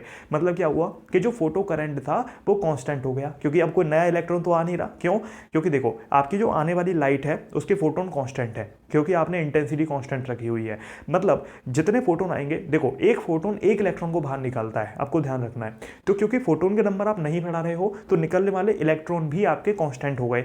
तो अब निकलने वाले इलेक्ट्रॉन कांस्टेंट हो गए तो जाने वाले इलेक्ट्रॉन जो कलेक्टर प्लेट पे जा रहे हैं वो भी कांस्टेंट हो गए। अब आप कितना भी पोटेंशियल बढ़ाते जाओ कलेक्टर प्लेट का, लेकिन जब इलेक्ट्रॉन है ही नहीं ज़्यादा तो बेचारे जाएंगे कैसे ज़्यादा, और जब इलेक्ट्रॉन ज़्यादा नहीं जाएंगे तो करंट नहीं बढ़ेगा, क्योंकि करंट तो भैया नंबर ऑफ इलेक्ट्रॉन पे डिपेंड करता है। जितने ज़्यादा इलेक्ट्रॉन उतना ज़्यादा करंट, क्योंकि करंट क्या है, rate of flow of charge. तो जब चार्ज ही कॉन्स्टेंट है तो करंट कहाँ से बढ़ेगा, मतलब क्या हुआ, करंट सैचुरेट हो गया। ठीक है, लेकिन अब यहाँ बात समझते हैं, ये स्टॉपिंग पोटेंशियल क्या बताता है। ये स्टॉपिंग पोटेंशियल बताता है कि ये हमारी एमिटर प्लेट थी, ये कलेक्टर प्लेट थी। अब इलेक्ट्रॉन एमिटर से कलेक्टर की तरफ आ रहा था, अब कलेक्टर पे पॉजिटिव चार्ज था, तो अभी हम अट्रैक्ट कर रहे थे। लेकिन मान लो हमें कलेक्टर प्लेट पे नेगेटिव चार्ज लगाना है। क्यों लगाना है, हम चाहते हैं, हम ये देखना चाहते हैं कि कोई भी इलेक्ट्रॉन कलेक्टर प्लेट पर नहीं पहुंचना चाहिए। अब देखो याद करो, क्योंकि जो कुछ इलेक्ट्रॉन निकले थे उनमें ऑलरेडी इतनी एनर्जी थी कि वो बिना एक्सेलरेटिंग पोटेंशियल लगाए, बिना बैटरी लगाए पहुंच जा रहे थे कलेक्टर प्लेट पे। मतलब क्या हुआ कि कुछ इलेक्ट्रॉन इतने ज़्यादा एनर्जेटिक थे कि उन्हें किसी भी बैटरी की जरूरत नहीं थी अट्रैक्शन के लिए, तो वो इलेक्ट्रॉन पहुंच रहे थे। लेकिन कलेक्टर प्लेट पे सपोज करो मैंने नेगेटिव चार्ज लगा दिया, अब इलेक्ट्रॉन आ रहे हैं कलेक्टर के पास और इस पर नेगेटिव है, तो नेगेटिव नेगेटिव रिपेल करेगा। तो कलेक्टर प्लेट पर मैंने इतना नेगेटिव चार्ज लगा दिया कि इलेक्ट्रॉन कोई भी नहीं आ पा रहा है अब। तो जो चार्ज, मतलब जितना नेगेटिव पोटेंशियल मुझे करना पड़ेगा सारे इलेक्ट्रॉन को रोकने के लिए, या फिर आप ये कह लो जिसकी काइनेटिक एनर्जी सबसे ज़्यादा थी उस वाले इलेक्ट्रॉन को रोकने के लिए जो मुझे मैक्सिमम पोटेंशियल लगाना पड़ेगा, स्टॉपिंग पोटेंशियल उसको हम बोल देते हैं। ठीक है, तो स्टॉपिंग पोटेंशियल आपका वो वाला पोटेंशियल हो गया जिससे आपका सबसे ज़्यादा काइनेटिक एनर्जी वाले इलेक्ट्रॉन भी रुक जाते हैं। ठीक है, मतलब कोई भी करंट फिर सर्किट में फ्लो नहीं होती है। तो ये ग्राफ बताने की यहाँ पर कोशिश कर रहा है। आई होप मेरे प्यारे बच्चों आपको सारे एस्पेक्ट समझ आए होंगे। ठीक है, तो ये आपको, ये सैचुरेशन करंट है, क्योंकि अब नंबर ऑफ इलेक्ट्रॉन कांस्टेंट हो गए क्योंकि इंटेंसिटी कांस्टेंट है। तो अब जब नंबर ऑफ इलेक्ट्रॉन निकल ही नहीं रहे तो कलेक्टर प्लेट तक पहुंचेंगे ही नहीं, ज़्यादा उतने ही पहुंचेंगे जितने आते रहे हैं। ठीक है, तो ये आपको ध्यान रखना है। आगे बढ़ते हैं, तो ये आपके कंक्लूजन है जो मैंने अभी बताए वो मैंने लिख भी दिए हैं। जैसे पहला, potential difference between the plate is zero. There is some current in the circuit due to the electron having high kinetic energy. मैंने बताया था ना, बेशक आपने पोटेंशियल डिफरेंस सर्किट में जीरो लगा रखा है, मतलब आपने बैटरी नहीं लगाई। बिना बैटरी लगाए भी कुछ करंट आपको मिलेगा, क्योंकि कुछ इलेक्ट्रॉन अभी भी ऐसे होंगे जिनकी काइनेटिक एनर्जी इतनी ज़्यादा होगी कि वो एमीटर से कलेक्टर तक पहुंच जाएंगे। ठीक है, दूसरी बात, on increasing the potential of collector plate, photo current in circuit increase gradually, reaches its maximum value and become constant. The maximum value is saturation current. maximum हो जाता है फोटो करंट और वो मैक्सिमम वैल्यू को saturation current हम बोल देते हैं। क्यों हो जाता है, क्योंकि निकलने वाले इलेक्ट्रॉन का नंबर कांस्टेंट हो गया है और इलेक्ट्रॉन बढ़ेंगे नहीं तो चार्ज, मतलब करंट भी नहीं बढ़ेगा, क्योंकि करंट असल में Q/T होता है, rate of flow of charge होता है। ठीक है, प्लेट का पोटेंशियल जीरो से ज़्यादा है अगर, तो कलेक्टर का पोटेंशियल एमीटर से ज़्यादा हो गया। क्यों, क्योंकि बच्चों कलेक्टर पे आपने पॉजिटिव चार्ज लगाया है, एमीटर पे नेगेटिव चार्ज लगाया है। ठीक है, और जो आईपी मैक्सिमम है वो सैचुरेशन करंट है। ठीक है, जो मैक्सिमम फोटो करंट मिल रहा है वो सैचुरेशन करंट के बराबर है, क्योंकि उससे ज़्यादा फोटो करंट आपको मिल ही नहीं सकता है, क्योंकि इलेक्ट्रॉन के नंबर कांस्टेंट हो गए हैं। ठीक है, अब हम दूसरा ग्राफ समझते हैं जो लेनार्ड ने समझाने की कोशिश करी है अपने एक्सपेरिमेंट से। देखो, अच्छा, तीसरा पॉइंट अभी और रह गया है। On decreasing the potential of the collector plate, photo current in the circuit decreases gradually and become zero for a certain value of potential. मैंने क्या बताया, ये क्या लिखा हुआ है, ये लिखा हुआ है कि जब आपका इलेक्ट्रॉन कलेक्टर प्लेट पे आ रहा है तो कलेक्टर प्लेट का पोटेंशियल आपने इतना ज़्यादा बढ़ा दिया है कि आपका जो मैक्सिमम काइनेटिक एनर्जी वाला इलेक्ट्रॉन है वो भी रुक गया, तो अब वो भी नहीं आ पाएगा, तो आपका कोई भी इलेक्ट्रॉन कलेक्टर प्लेट तक पहुंच ही नहीं रहा। अब जब कोई भी इलेक्ट्रॉन कलेक्टर प्लेट तक पहुंचेगा ही नहीं तो क्या होगा, जब कोई भी इलेक्ट्रॉन कलेक्टर प्लेट तक पहुंचेगा ही नहीं तो सारे के सारे इलेक्ट्रॉन रुक जाएंगे, और वो जो पोटेंशियल जहां पे सारे इलेक्ट्रॉन रुक जाते हैं उसको स्टॉपिंग पोटेंशियल बोलते हैं। तो जो डेल्टा वी प्लेट है, पोटेंशियल जो है प्लेट्स का वो जीरो से कम है, ठीक है, और यहाँ पर कलेक्टर मतलब जो एमिटर प्लेट का पोटेंशियल है वो ज़्यादा है कलेक्टर प्लेट से, ठीक है। तो यहाँ पर एमिटर प्लेट का पोटेंशियल ज़्यादा हो गया, कलेक्टर का आपने कम कर दिया, तो उसकी वजह से क्या हुआ, अगर आप एमिटर का पॉजिटिव कर दोगे तो इलेक्ट्रॉन एमिटर से जो निकल के कलेक्टर में जा रहा था वो उल्टा एमिटर्स को अपनी तरफ ही खींच के रखेगा, ठीक है। तो आपका यहाँ पर करंट आपको जीरो मिलता है, तो ये स्टॉपिंग पोटेंशियल होता है, ठीक है। सैचुरेशन करंट की डेफिनेशन लिखी है, the maximum value of the photo current when all the emitted electron from the emitter plate are reaching to the collector plate is known as saturation current. जब सारे के सारे इलेक्ट्रॉन आपके emitter plate से collector plate पे पहुंच जाते हैं तो उसको सैचुरेशन करंट बोल देते हैं, ठीक है। बहुत बेसिक सी बात है। चलो, स्टॉपिंग पोटेंशियल की डेफिनेशन लिखी है, the value of minimum negative potential applied for which photo current is zero in the circuit. यानी कि जो कलेक्टर प्लेट थी उस पर आप कितना नेगेटिव पोटेंशियल अप्लाई कर सकते हो जिससे आने वाले सारे इलेक्ट्रॉन आपके रुक जाएं, स्पेशली वो इलेक्ट्रॉन जिनकी काइनेटिक एनर्जी बहुत ज़्यादा थी वो रुक जाएं, तो उसको स्टॉपिंग पोटेंशियल बोल देते हैं, ठीक है। तो ये कुछ बातें हैं जो आपको समझ में आनी चाहिए। आपके सारे क्वेश्चन इन्हीं बातों के आधार पर आपके होने लगेंगे। क्यों? क्योंकि जिस बच्चे के कॉन्सेप्ट क्लियर हो जाते हैं, जिसके बेसिक्स क्लियर हो जाते हैं, वो हर क्वेश्चन को आसानी से लगा पाता है, ठीक है, क्योंकि आपका दिमाग सोच पाता है कि हाँ यार सर ने बताया था ऐसा होगा, ठीक है। चलो आगे बढ़ते हैं। कंक्लूजन, तो हमें इसे क्या मिला, मतलब लेनार्ड को क्या मिला, the value of kinetic energy for all the emitted electron is not same. ये पता चला कि काइनेटिक एनर्जी हर इलेक्ट्रॉन की सेम नहीं है, किसी इलेक्ट्रॉन की बहुत ज़्यादा है तो किसी की बहुत कम है, ठीक है। The range of kinetic energy is from zero to a maximum value, जैसे हम के मैक्स कह सकते हैं। किसी की इलेक्ट्रॉन की जीरो काइनेटिक एनर्जी है तो किसी की बहुत मैक्सिमम काइनेटिक एनर्जी है, ठीक है। और जो स्टॉपिंग पोटेंशियल है वो मैक्सिमम काइनेटिक एनर्जी के डायरेक्टली प्रोपोर्शनल है। देखा ना हमने कि जो आने वाला इलेक्ट्रॉन है तो जो सबसे तेजी से इलेक्ट्रॉन आ रहा होगा उसको रोकने के लिए सबसे ज़्यादा स्टॉपिंग पोटेंशियल की जरूरत पड़ेगी। तो स्टॉपिंग पोटेंशियल जितना ज़्यादा बढ़ाओगे उतना ही आसानी से इलेक्ट्रॉन को रोक दोगे, तो जितनी ज़्यादा काइनेटिक एनर्जी होगी उतना ही स्टॉपिंग पोटेंशियल बढ़ाना पड़ेगा, ठीक है, कलेक्टर प्लेट पे। तो आपको क्या करना है, यहाँ से क्या समझ आया कि अगर डायरेक्टली प्रोपोर्शनैलिटी साइन को हटा दें तो ये ई वी नॉट के ई मैक्स के बराबर आ जाता है, जो बहुत जरूरी इक्वेशन है कि जो मैक्सिमम काइनेटिक एनर्जी है वो ई वी नॉट के बराबर हो सकती है, ठीक है। तो ये बेसिक सी बातें आपको क्लियर होनी चाहिए। अब लेनार्ड का ही एक्सपेरिमेंट चल रहा है तो उसमें ये दूसरा ग्राफ है। क्या कहता है ये दूसरा ग्राफ? ये कहता है सैचुरेशन करंट एंड इंटेंसिटी के बारे में। यहाँ पर फ्रीक्वेंसी और पोटेंशियल डिफरेंस कांस्टेंट है, ठीक है। देखो अब की बार फ्रीक्वेंसी कांस्टेंट है, फ्रीक्वेंसी कांस्टेंट है मतलब आने वाले जो फोटोन है उनकी एनर्जी कांस्टेंट है, तो जो निकलने वाले इलेक्ट्रॉन है उनकी काइनेटिक एनर्जी भी कांस्टेंट है, वो बढ़ेगी नहीं, ठीक है। दूसरी बात, पोटेंशियल डिफरेंस आपने कांस्टेंट कर दिया, तो पोटेंशियल डिफरेंस कांस्टेंट करने से क्या फायदा होगा? पोटेंशियल डिफरेंस कांस्टेंट करने से ये फायदा होगा कि जो आप इलेक्ट्रॉन को खींच रहे थे कलेक्टर प्लेट तक, तो वहां पर आपने उसको कांस्टेंट कर दिया है ना, मतलब आप बहुत ज्यादा नहीं खींच सकते इलेक्ट्रॉन को, ठीक है। जो इलेक्ट्रॉन आ जाएंगे खुद से वो आ जाएंगे, या कम पोटेंशियल में जो आ जाएंगे वो आ जाएंगे, लेकिन जिनको नहीं आना होगा वो नहीं आ पाएंगे, ठीक है। तो इससे क्या नुकसान होगा? देखो यहाँ पर लेकिन आप एक काम कर रहे हो, यहाँ पर आप इंटेंसिटी को वेरी कर सकते हो, तो इंटेंसिटी और फोटो करंट के बीच में हमें ग्राफ देखने को मिलता है। देखो क्या होगा, इंटेंसिटी बढ़ाने से क्या होता है, क्या आपको पता है? इंटेंसिटी बढ़ाने से आने वाले फोटोन बढ़ते हैं, तो जो एमीटर प्लेट पे जब आने वाले फोटोन बढ़ेंगे लाइट से, तो क्या होगा, ज़्यादा फोटोन आ रहे हैं तो ज़्यादा इलेक्ट्रॉन को रिलीज करेंगे, क्योंकि एक फोटोन एक इलेक्ट्रॉन को रिलीज करवा देता है। तो जब आने वाले फोटोन का नंबर बढ़ेगा तो निकलने वाले इलेक्ट्रॉन का भी नंबर बढ़ जाएगा, तो निकलने वाले इलेक्ट्रॉन का नंबर जब बढ़ेगा तो कलेक्टर प्लेट पे ज़्यादा इलेक्ट्रॉन पहुंचेंगे, ठीक है, क्योंकि जब इलेक्ट्रॉन ही ज़्यादा है तो वैसे ही ज़्यादा पहुंचेंगे। तो जब इलेक्ट्रॉन ज़्यादा पहुंचेंगे तो उससे क्या होगा, ज़्यादा करंट मिलेगा सर्किट में। क्यों? क्योंकि करंट जो होता है वो rate of flow of charge होता है, क्योंकि इलेक्ट्रॉन चार्ज ही तो है, जब चार्ज ज़्यादा होगा तो करंट ऑटोमेटिक ज़्यादा होगा। तो मतलब क्या हुआ कि आप इंटेंसिटी बढ़ाओगे तो करंट सर्किट में बढ़ती जाती है। तो ये स्ट्रेट लाइन ग्राफ हमें मिलता है, ठीक है। ऑब्जर्वेशन क्या है, on increasing the intensity saturation current in the circuit increase linearly, ठीक है। तो ये आप देख सकते हो। आगे बढ़ते हैं, कंक्लूजन, ठीक है। जब आपने इंटेंसिटी को बढ़ाया तो नंबर ऑफ फोटोन आपके इंसिडेंटिंग एमीटर प्लेट पे बढ़ गए, एमीटर प्लेट पे फोटोन बढ़ गए तो निकलने वाले इलेक्ट्रॉन बढ़ गए, जिसकी वजह से कलेक्टर प्लेट पे पहुंचने वाले इलेक्ट्रॉन बढ़ गए, उसकी वजह से सर्किट में करंट ज़्यादा फ्लो हो गया। ठीक है, चलो आगे बढ़ते हैं।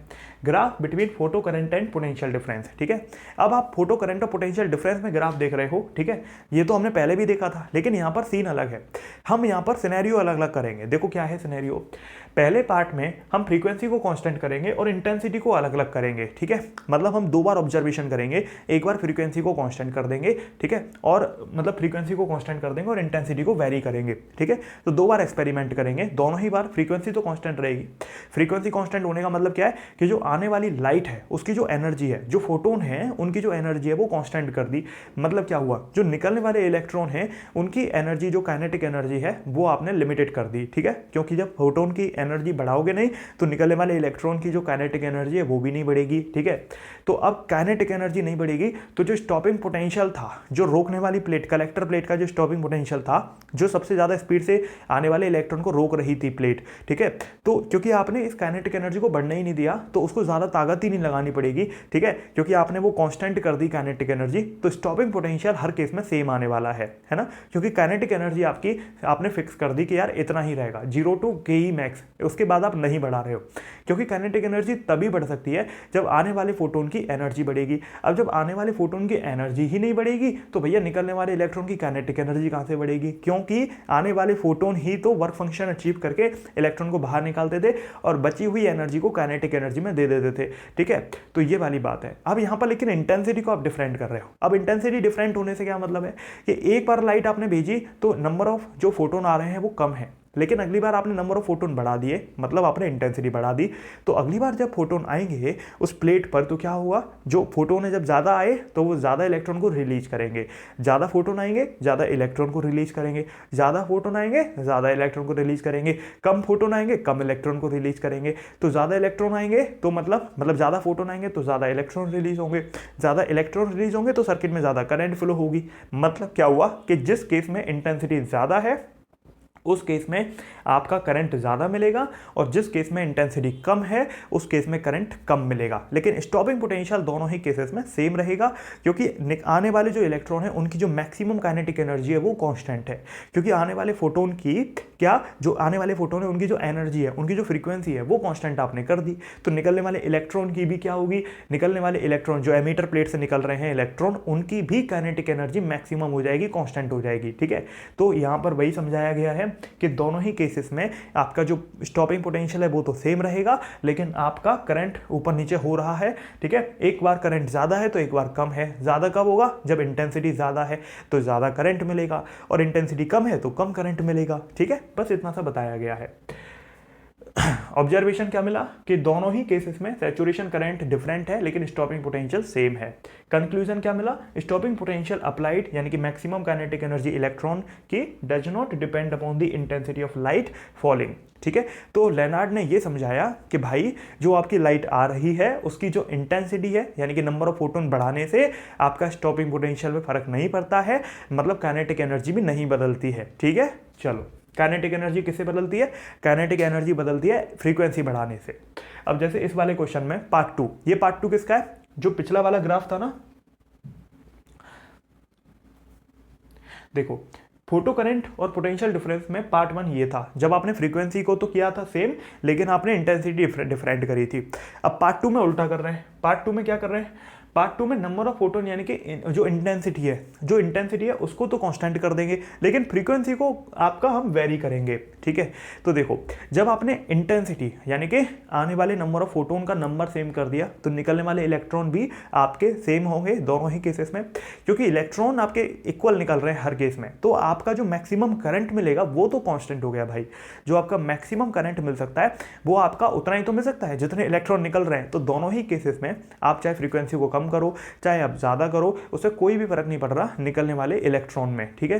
क्यों? क्योंकि आने वाले जितने फोटोन आते हैं उतने ही इलेक्ट्रॉन को वो रिलीज करते हैं, तो जितने फोटोन आएंगे उतने ही इलेक्ट्रॉन को रिलीज करेंगे। लेकिन अगर फोटोन ही कम आ रहे हैं तो इलेक्ट्रॉन भी कम रिलीज होंगे, और फोटोन आपने कांस्टेंट कर दिए ना, मतलब अब उससे ज़्यादा नहीं आ सकते, तो उससे ज़्यादा इलेक्ट्रॉन भी नहीं निकल सकते। अब इलेक्ट्रॉन नहीं निकलेंगे तो आपके कलेक्टर प्लेट तक ज़्यादा इलेक्ट्रॉन पहुंचेंगे नहीं, जब ज़्यादा पहुंचेंगे नहीं तो करंट भी ज़्यादा नहीं मिलेगा, तो करंट भी आपका कांस्टेंट हो जाएगा। तो मतलब क्या हुआ, जो मैक्सिमम करंट की वैल्यू है वो कांस्टेंट हो गई, तो यहां पर आपका मैक्सिमम करंट कांस्टेंट हो गया। अब जो स्टॉपिंग पोटेंशियल है वो दोनों केसेस में अलग है। देखो, जिस केस में ज़्यादा काइनेटिक एनर्जी है, मतलब काइनेटिक एनर्जी ज़्यादा कब होती है, जब आने वाले लाइट में जो फोटोन है उसकी फ्रीक्वेंसी ज़्यादा होती है।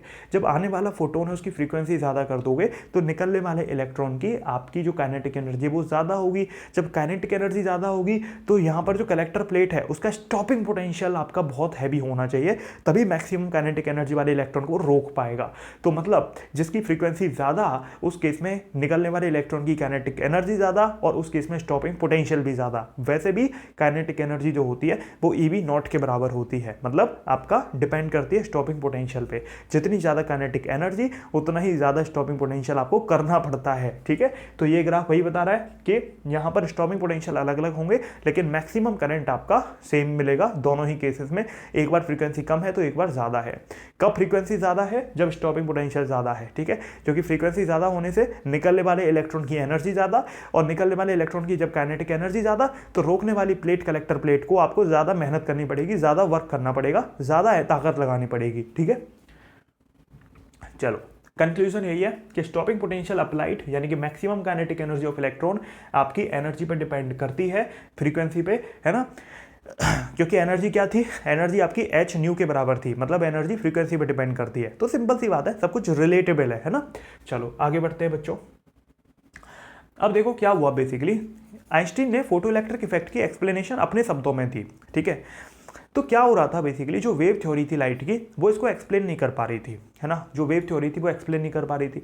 वेव थ्योरी के हिसाब से ये सब चीज़ें एक्सप्लेन नहीं हो रही थी, तो आइंस्टीन को आना पड़ा बीच में इन सब चीज़ों को एक्सप्लेन करने के लिए। तो आइंस्टीन ने एक्सप्लेन करा, ठीक है। क्या बोला आइंस्टीन ने कि intensity increase so energy not increase, only number of photon cross per unit area in unit time increase. उन्होंने बताया कि इंटेंसिटी बढ़ाने से क्या होता है, इंटेंसिटी बढ़ाने से जो आपकी एमीटर प्लेट है, तो आने वाली जो लाइट है, अगर आप इंटेंसिटी बढ़ा देते हो आने वाले लाइट की तो उससे आपकी एनर्जी नहीं बढ़ती है, उससे केवल नंबर ऑफ फोटोन बढ़ते हैं। तो नंबर ऑफ फोटोन बढ़ेंगे तो निकलने वाले नंबर ऑफ इलेक्ट्रॉन बढ़ जाते हैं, ठीक है। इसीलिए करंट ज़्यादा मिलता है। Photon transfer its whole energy to electron, मतलब जितने भी फोटोन है, एक फोटोन मतलब एक फोटोन एक इलेक्ट्रॉन को निकालता है, तो जितने भी फोटोन आ रहे हैं वो अपनी सारी एनर्जी इलेक्ट्रॉन को दे देते हैं। अब कुछ एनर्जी तो वर्क फंक्शन को ओवरकम करने में होती है यूज, और फिर बाकी एनर्जी काइनेटिक एनर्जी की फॉर्म में यूज होती है। तो जो h न्यू यानी कि जो फोटोन की एनर्जी है आने वाले फोटोन की एमीटर प्लेट पे, उसमें से कुछ एनर्जी तो वर्क फंक्शन में यूज होती है और बची हुई काइनेटिक एनर्जी में यूज होती है। तो यहाँ से अगर फाई नोट को उधर ले जाओगे तो h nu minus phi naught आपका मैक्सिमम काइनेटिक एनर्जी के बराबर निकलता है। तो यहाँ से maximum kinetic energy h nu minus nu naught हो सकती है, क्योंकि जो फाई नोट है वो h न्यू नॉट भी हो सकता है, ठीक है। तो बहुत बेसिक सी इंफॉर्मेशन। आगे बढ़ते हैं। आइंस्टीन की एक्सप्लेनेशन देखो, absorption of light takes place in the form of energy packets, ठीक है। आइंस्टीन ने बताया कि असल में जो यहाँ पर लेनार्ड का एक्सपेरिमेंट हो रहा था उसमें जो लाइट का एब्जॉर्प्शन है वो वेव की फॉर्म में नहीं हो रहा है, वो एनर्जी पैकेट्स की फॉर्म में हो रहा है, वो आपका फोटोन की फॉर्म में हो रहा है, ठीक है। एनर्जी ऑफ दीज पैकेट यानी कि photon depend upon the frequency, क्योंकि E equal to h nu होता है, तो जितनी ज़्यादा फ्रीक्वेंसी उतनी ज़्यादा एनर्जी, ठीक है।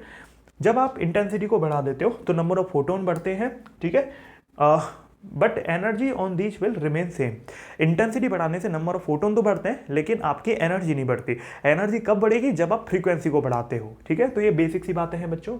अब यहाँ पर फोटो इलेक्ट्रिक इफेक्ट में एक photon will interact only with one electron, also one electron will accept energy only from one photon.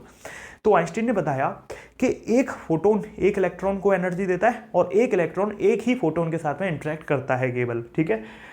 Transfer of energy will follow the law of conservation of energy. ठीक है, जो transfer हो रहा है energy का, तो जो फोटोन की एनर्जी ट्रांसफर हुई इलेक्ट्रॉन को, तो कंजर्वेशन ऑफ एनर्जी फॉलो होती है। कुछ एनर्जी वर्क फंक्शन को ओवरकम करने में यूज होती है, और जो निकलने वाला इलेक्ट्रॉन है बची हुई एनर्जी उसको एज अ काइनेटिक एनर्जी मिल जाती है। लेकिन एनर्जी ऐसा नहीं कि वेस्ट हो गई, ठीक है, हालांकि कुछ लॉसेस में भी निकलती है, लेकिन एनर्जी कंजर्व्ड है।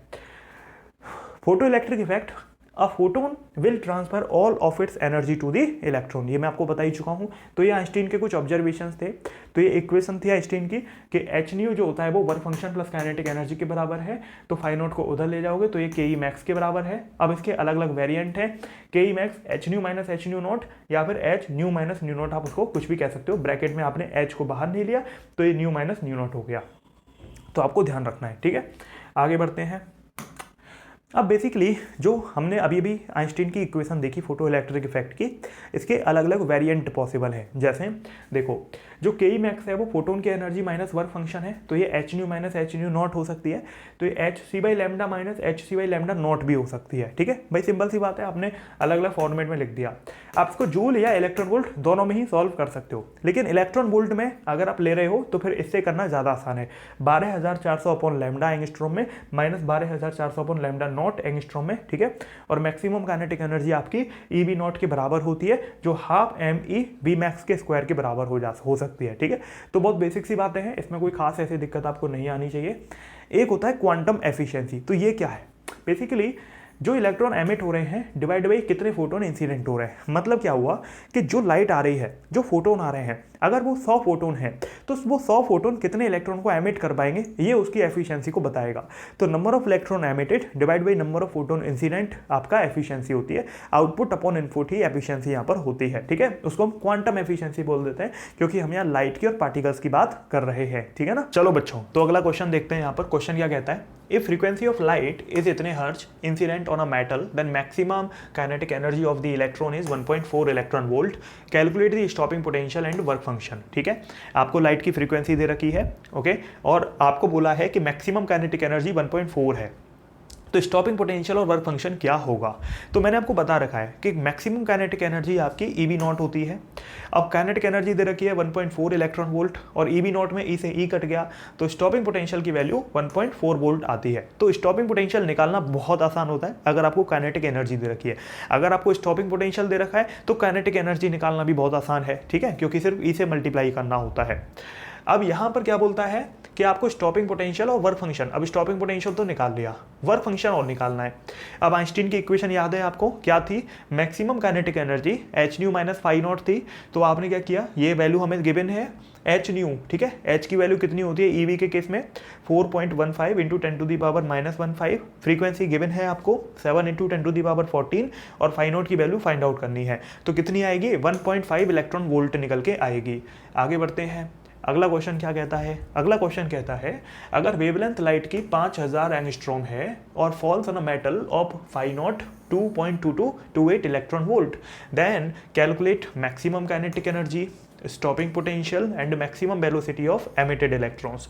तो आपको ये 3 वैल्यूज फाइंड आउट करनी है।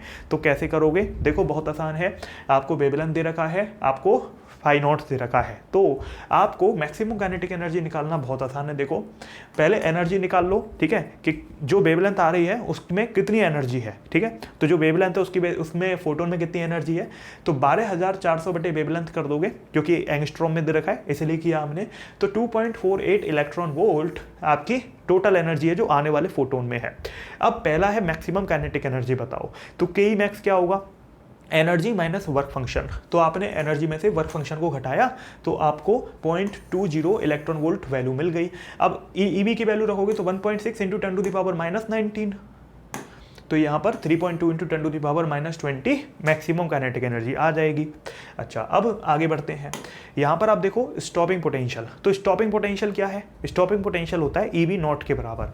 तो आपने क्या किया, 0.2 इलेक्ट्रॉन वोल्ट ईवी नॉट के बराबर है, तो ई से ई कट गया, तो स्टॉपिंग पोटेंशियल 0.2 वोल्ट के बराबर आ गया, ठीक है।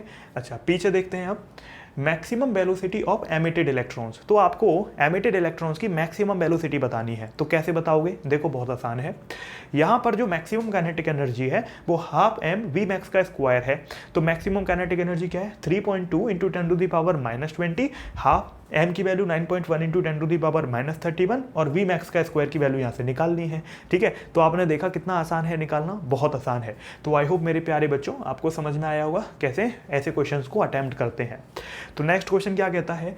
Maximum kinetic energy emitted electron की के है। तो जब लाइट लैम्डा वेवलेंथ की इसके ऊपर गिरती है to increase maximum kinetic energy by के। देखो पहले मैक्सिमम काइनेटिक एनर्जी के है, अब लैम्डा वेवलेंथ की लाइट इसके ऊपर गिरती है तो आपकी मैक्सिमम काइनेटिक एनर्जी के से इंक्रीज हो जाती है। ठीक है, वेवलेंथ ऑफ लाइट रिक्वायर्ड कितनी होगी, है ना? तो आपको अगर काइनेटिक एनर्जी जो के है उसे इंक्रीज करना है तो कितनी वेवलेंथ लाइट की रिक्वायर्ड होगी उतना इंक्रीज करने के लिए। देखो बच्चों kinetic energy hc/λ minus phi naught होती है। ठीक है, दूसरे केस में क्या कहता है? दूसरे केस में आपकी काइनेटिक एनर्जी के से बढ़ गई, यानी कि पहले के थी बाद में 2k हो गई।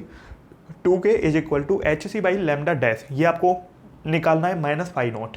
तो अब आपको दोनों इक्वेशन को सॉल्व करना है। तो कैसे करोगे? देखो आपको यहाँ पर क्या करना है, जो फाई नॉट है उसकी वैल्यू यहाँ पर सब्सटीट्यूट कर दो। तो ये जो फाई नॉट है ये क्या होगा? फाई नॉट को उधर ले जाओ तो के को इधर ले आओगे तो hc/λ माइनस के आपका फाई नॉट की वैल्यू आ गई। तो फाई नॉट की वैल्यू आपने इसमें सब्सटीट्यूट कर दी तो hc/λ माइनस के आ गया। ये hc/λ डैश है जो नई वेवलेंथ आपको निकालनी है। तो अब यहाँ पर क्या करना है, बस देखो यहाँ पर आप इस ब्रैकेट को ओपन करोगे तो ये माइनस का हो जाएगा, ये प्लस का है तो दूसरी तरफ माइनस का हो जाएगा। 2k माइनस के इज इक्वल टू hc और 1/λ डैश माइनस 1/λ आपका अंदर ब्रैकेट में आ गया। अब आपको सॉल्व कर लेना, हो गया ये। ठीक है, अब देखो इसको सॉल्व कर लो, लैम्डा डैश की वैल्यू निकालनी है तो ये hc/λ प्लस hc के बराबर यहाँ से आ जाएगा। ठीक है, बहुत बेसिक सी बात है। आई होप कि आप इसको कर पाएंगे अपनी रफ कॉपी में भी और आपको समझ में भी आ गया होगा। ठीक है, थोड़ा सा आगे बढ़ते हैं। अब है जब इलेक्ट्रॉन हाइड्रोजन एटम में जंप करता है थर्ड एक्साइटेड स्टेट से ग्राउंड स्टेट में and the emitted photon incident on the metal of the work function is 2.75 electron volt. देखो क्या बोलता है कि इलेक्ट्रॉन आपका हाइड्रोजन एटम में जंप करता है तीसरी एक्साइटेड स्टेट से ग्राउंड स्टेट में। तो आपको ये पता होना चाहिए कि जब इलेक्ट्रॉन किसी एटम के सेल्स में आपका जंप करता है तो वो क्या निकालता है? तो उसमें से फोटोन निकलते हैं। ठीक है, तो थर्ड एक्साइटेड स्टेट से जब वो ग्राउंड स्टेट पे जंप करता है तो यानी कि चौथी स्टेट से वो ग्राउंड पे कर रहा है तो एनर्जी रिलीज होती है। तो वो जो एनर्जी रिलीज होगी वो फोटोन के फॉर्म में होगी। तो यहाँ पर फोटोन की एनर्जी रिलीज हुई। ठीक है, फिर क्या कहता है? The emitted photon incident on the metal of the work function. ठीक है, और जो फोटोन वो निकला वो फोटोन आपका एक मेटल पे जाके गिर जाता है। तो क्या होगा? जो मेटल पे जाके गिरेगा तो उसमें एक एनर्जी थी और मेटल की वर्क फंक्शन थी, तो जैसे गिरेगा तो इलेक्ट्रॉन बाहर निकलेगा जिसकी खुद की एक काइनेटिक एनर्जी होगी। तो क्या लिखा है? कैलकुलेट करो। स्टॉपिंग पोटेंशियल रिक्वायर्ड, आपको स्टॉपिंग पोटेंशियल कैलकुलेट करना है। Momentum of photon and recoil energy of the atom if the mass of atom is m। ठीक है, तो आपको 3 क्वेश्चन यहां से सॉल्व करने हैं। तो देखो कैसे करोगे, आगे बढ़ते हैं। देखो भाई पहला क्वेश्चन क्या कहता है? पहला क्वेश्चन आपका कहता है कि आपको स्टॉपिंग पोटेंशियल कैलकुलेट करना है। अब कैसे करोगे? स्टॉपिंग पोटेंशियल क्या होता है?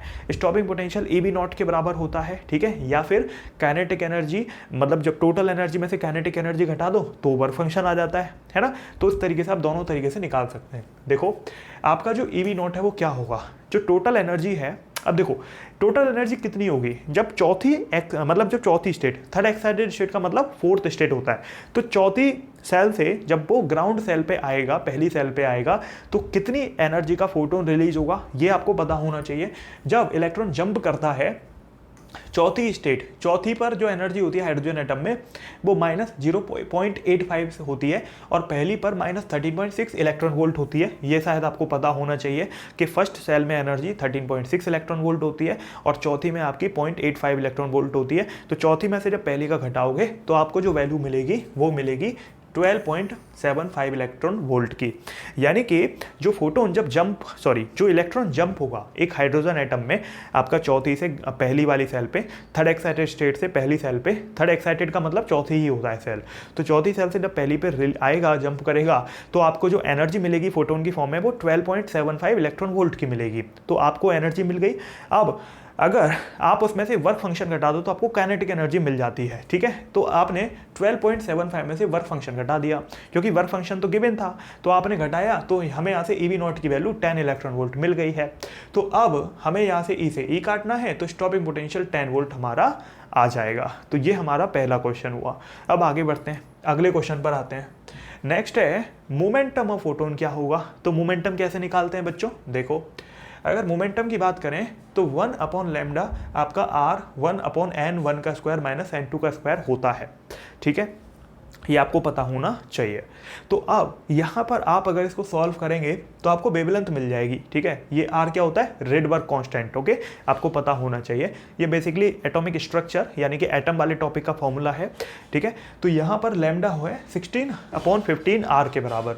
अब मोमेंटम क्या होता है किसी भी फोटोन का, h/λ होता है, यानी कि आपने लैम्डा की वैल्यू यहाँ रख दी और h से मल्टीप्लाई कर दिया तो आपको यहाँ पर मोमेंटम फोटोन का मिल जाता है।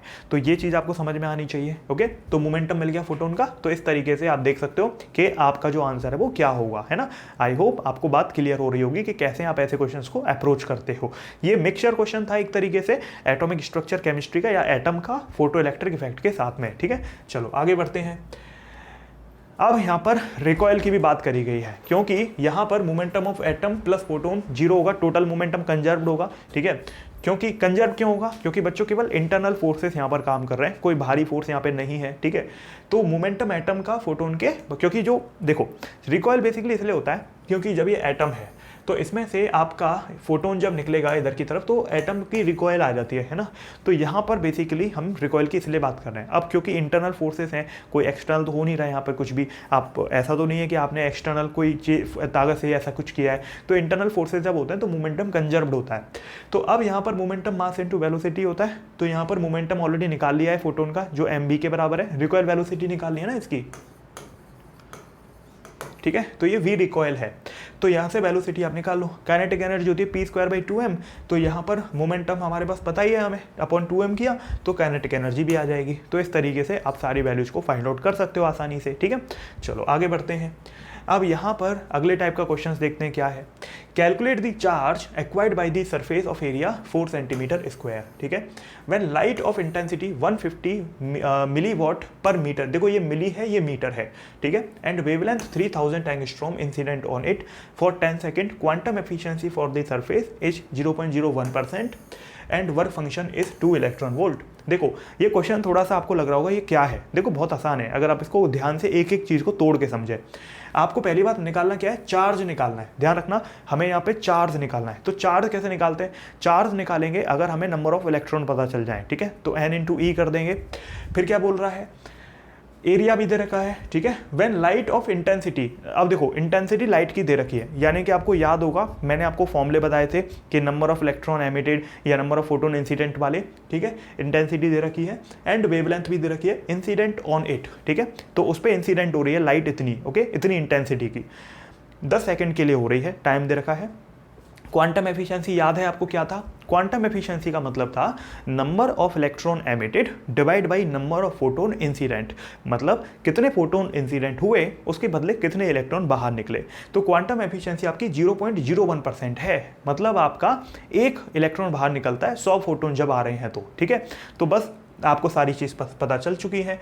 तो कैसे निकालोगे चार्ज, चार्ज निकालने के लिए इलेक्ट्रॉन तक जाना पड़ेगा। तो देखो हमने यहाँ पर क्या किया, हमने यहाँ पर एरिया ले लिया, तो हमने यहाँ पर एरिया ले लिया 4 सेंटीमीटर स्क्वायर जो गिवन है क्वेश्चन में, ठीक है।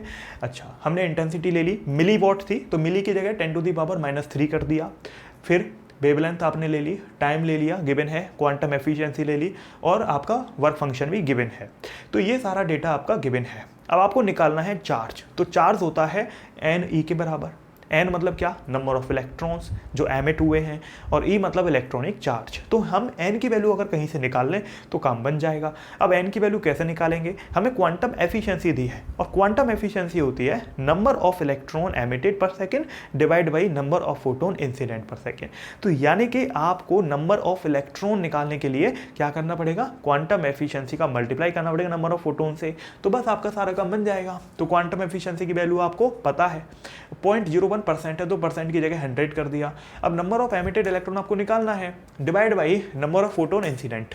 अब ये वैल्यू कैसे निकालोगे, देखो ये फॉर्मूला आपको पता ही है, नंबर ऑफ फोटोन पर सेकेंड एमिटेड मतलब इंसिडेंट कैसे निकालते हैं, 5 × 10⁻24 इंटू आई इंटू ए इंटू लैम्डा, ये आपको पता है। तो आपने 5 × 10⁻24 आई की वैल्यू यहाँ लिखी है ना, एरिया की वैल्यू यहाँ लिख दी 4 सेंटीमीटर स्क्वायर का, और ये लैम्डा लिख दिया, तो आपको total number of photon incident की वैल्यू मिल गई है। अब आपको यहाँ पर आपने नंबर ऑफ फोटोन इंसिडेंट की वैल्यू रखी, ऊपर नंबर ऑफ इलेक्ट्रॉन की वैल्यू आपको निकालनी।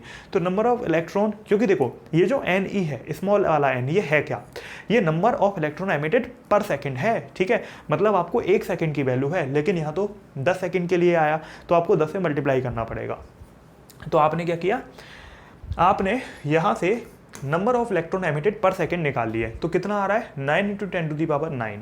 अब क्योंकि ये नंबर ऑफ इलेक्ट्रॉन एमिटेड पर सेकेंड है, तो आपने number of electron divide by time कर दिया, तो आपको टाइम को इधर ले जाओगे, क्योंकि टाइम 10 सेकेंड है, तो आपने 10 से मल्टीप्लाई किया, तो ये आपको नंबर ऑफ टोटल इलेक्ट्रॉन मिल गए। अब लेकिन आपसे इलेक्ट्रॉन का नंबर नहीं पूछा था, आपसे चार्ज पूछा था, तो आपने क्या किया, एन का ई से मल्टीप्लाई कर दिया, तो आपको 1.44 × 10⁻8 कूलम यहाँ से चार्ज मिल गया है।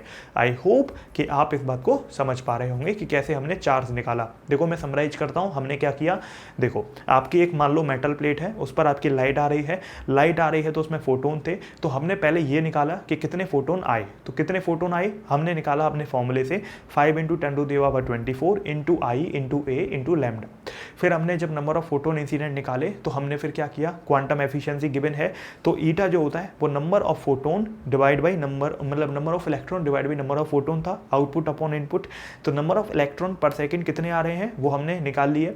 फिर number of electron per second निकाले, क्योंकि हमें चार्ज निकालना था, तो चार्ज होता है n इंटू ई, तो हमने number of electron find out करे 10 सेकंड में कितने हैं टोटल, और हमने ई से मल्टीप्लाई किया, तो टोटल चार्ज हमें पता चल गया कि कितना होगा, ठीक है। तो इस तरीके से आपको यहाँ पर बातें समझ में आनी चाहिए कि हमने क्या किया है, ओके। तो आई होप आपको बात क्लियरली समझ आई होगी, है ना। चलो आगे बढ़ते हैं,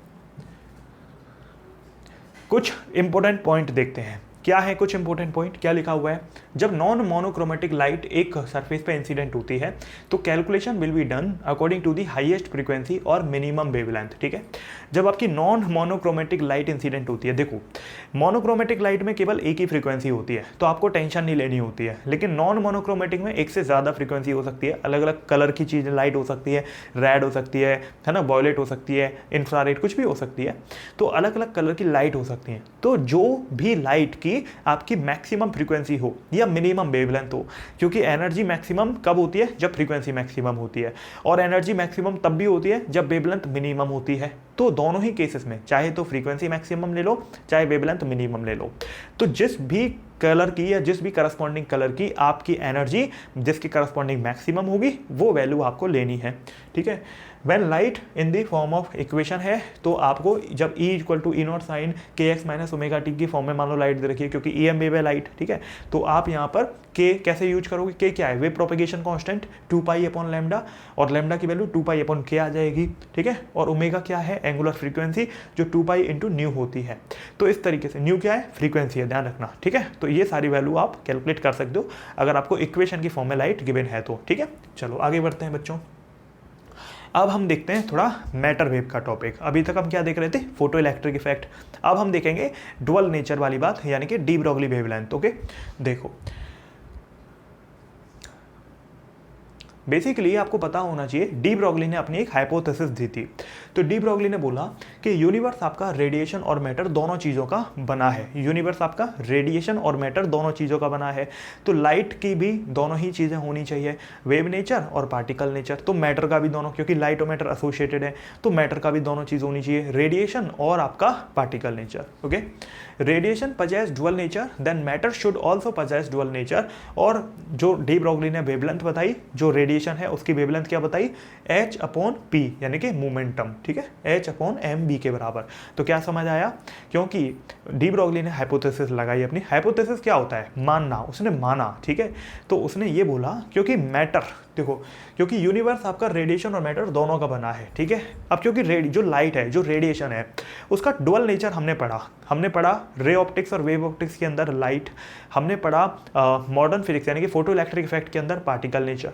तो क्योंकि रेडिएशन के डुअल नेचर है तो मैटर का भी डुअल नेचर होना चाहिए। जो चीज़ें हैं, ठीक है, चाहे वो जैसे फॉर एग्जाम्पल कोई भी चीज़ है मेटल है, ठीक है, ये है कोई भी मैटर हो सकता है ना, जैसे फुटबॉल है मान लो एक एग्जाम्पल के तौर पर, तो उनका भी सारी चीज़ें होनी चाहिए, उनका भी दोनों ही नेचर होना चाहिए। क्या क्या उनका भी रेडिएशन नेचर मतलब वेव नेचर होना चाहिए और पार्टिकल नेचर भी होना चाहिए। तो उसने जो वेवलेंथ बताई उसकी रेडिएशन की मैटर से एसोसिएटेड, वो बताई h अपॉन मोमेंटम के बराबर। तो बच्चों देखो यहाँ पर एक मैंने डी ब्रोगली का ट्री आपके लिए बना रखा है। तो इस डी ब्रोगली के ट्री में डी ब्रोगली की जितनी भी मैक्सिमम पॉसिबिलिटी हो सकती है वेवलेंथ की, वो सब मैंने बताई है, ठीक है। ये डी ब्रोगली ट्री है जो आप अपनी नोटबुक में बना सकते हो।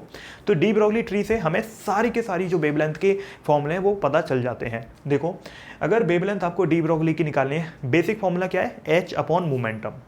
h क्या है, आपका प्लैंक कांस्टेंट है। तो इस अगर ये फोटोन से करस्पॉन्डिंग है तो फिर hc/e हो जाता है, जो हमने देख ही लिया था, ठीक है।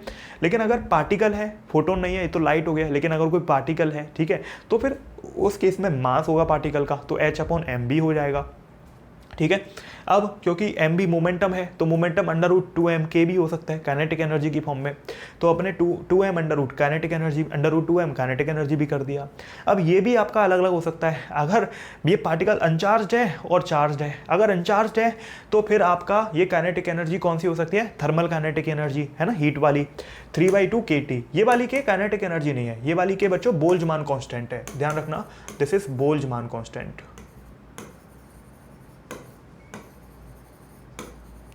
ठीक है। क्योंकि ये जो काइनेटिक एनर्जी है ये आपकी 3/2 kT है, जो ट्रांसलेशन काइनेटिक एनर्जी होती है जो हमने हीट में देखी है, ठीक है।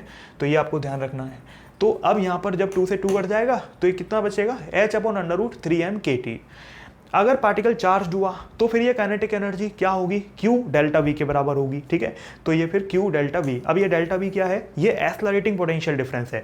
आपने एक हाई पोटेंशियल और एक लो पोटेंशियल सेटअप किया, तो इलेक्ट्रॉन मान लो जा रहा है या चार्ज जा रहा है हाई पोटेंशियल से लो पोटेंशियल, तो वो कितनी काइनेटिक एनर्जी एक्वायर करेगा, Q डेल्टा V के बराबर, ठीक है। डेल्टा V क्या है, पोटेंशियल डिफरेंस है। तो ये बेसिक सी बातें आपको पता होनी चाहिए डी ब्रोगली ट्री के रिगार्डिंग कि कैसे हम वेवलेंथ को सॉल्व करते हैं, ठीक है। चलो अब हम आगे बढ़ते हैं, तो इसके ऊपर क्वेश्चंस देखते हैं। पहला क्वेश्चन है, जैसे आपको डी ब्रोगली कैलकुलेट करना है for a football of mass 400 ग्राम, ठीक है। तो एक फुटबॉल है जिसका मास 400 ग्राम है, तो उसके रिगार्डिंग कितनी वेवलेंथ होनी चाहिए।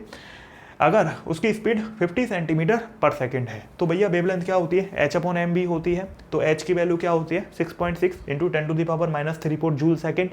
मास कितना होगा, ग्राम का किलोग्राम कर दो, वेलोसिटी सेंटीमीटर में तो मीटर में कर दो, तो आपकी वैल्यू यहाँ से 3.25 इंटू 10⁻³ मीटर आ जाएगी, है ना, आसान बहुत।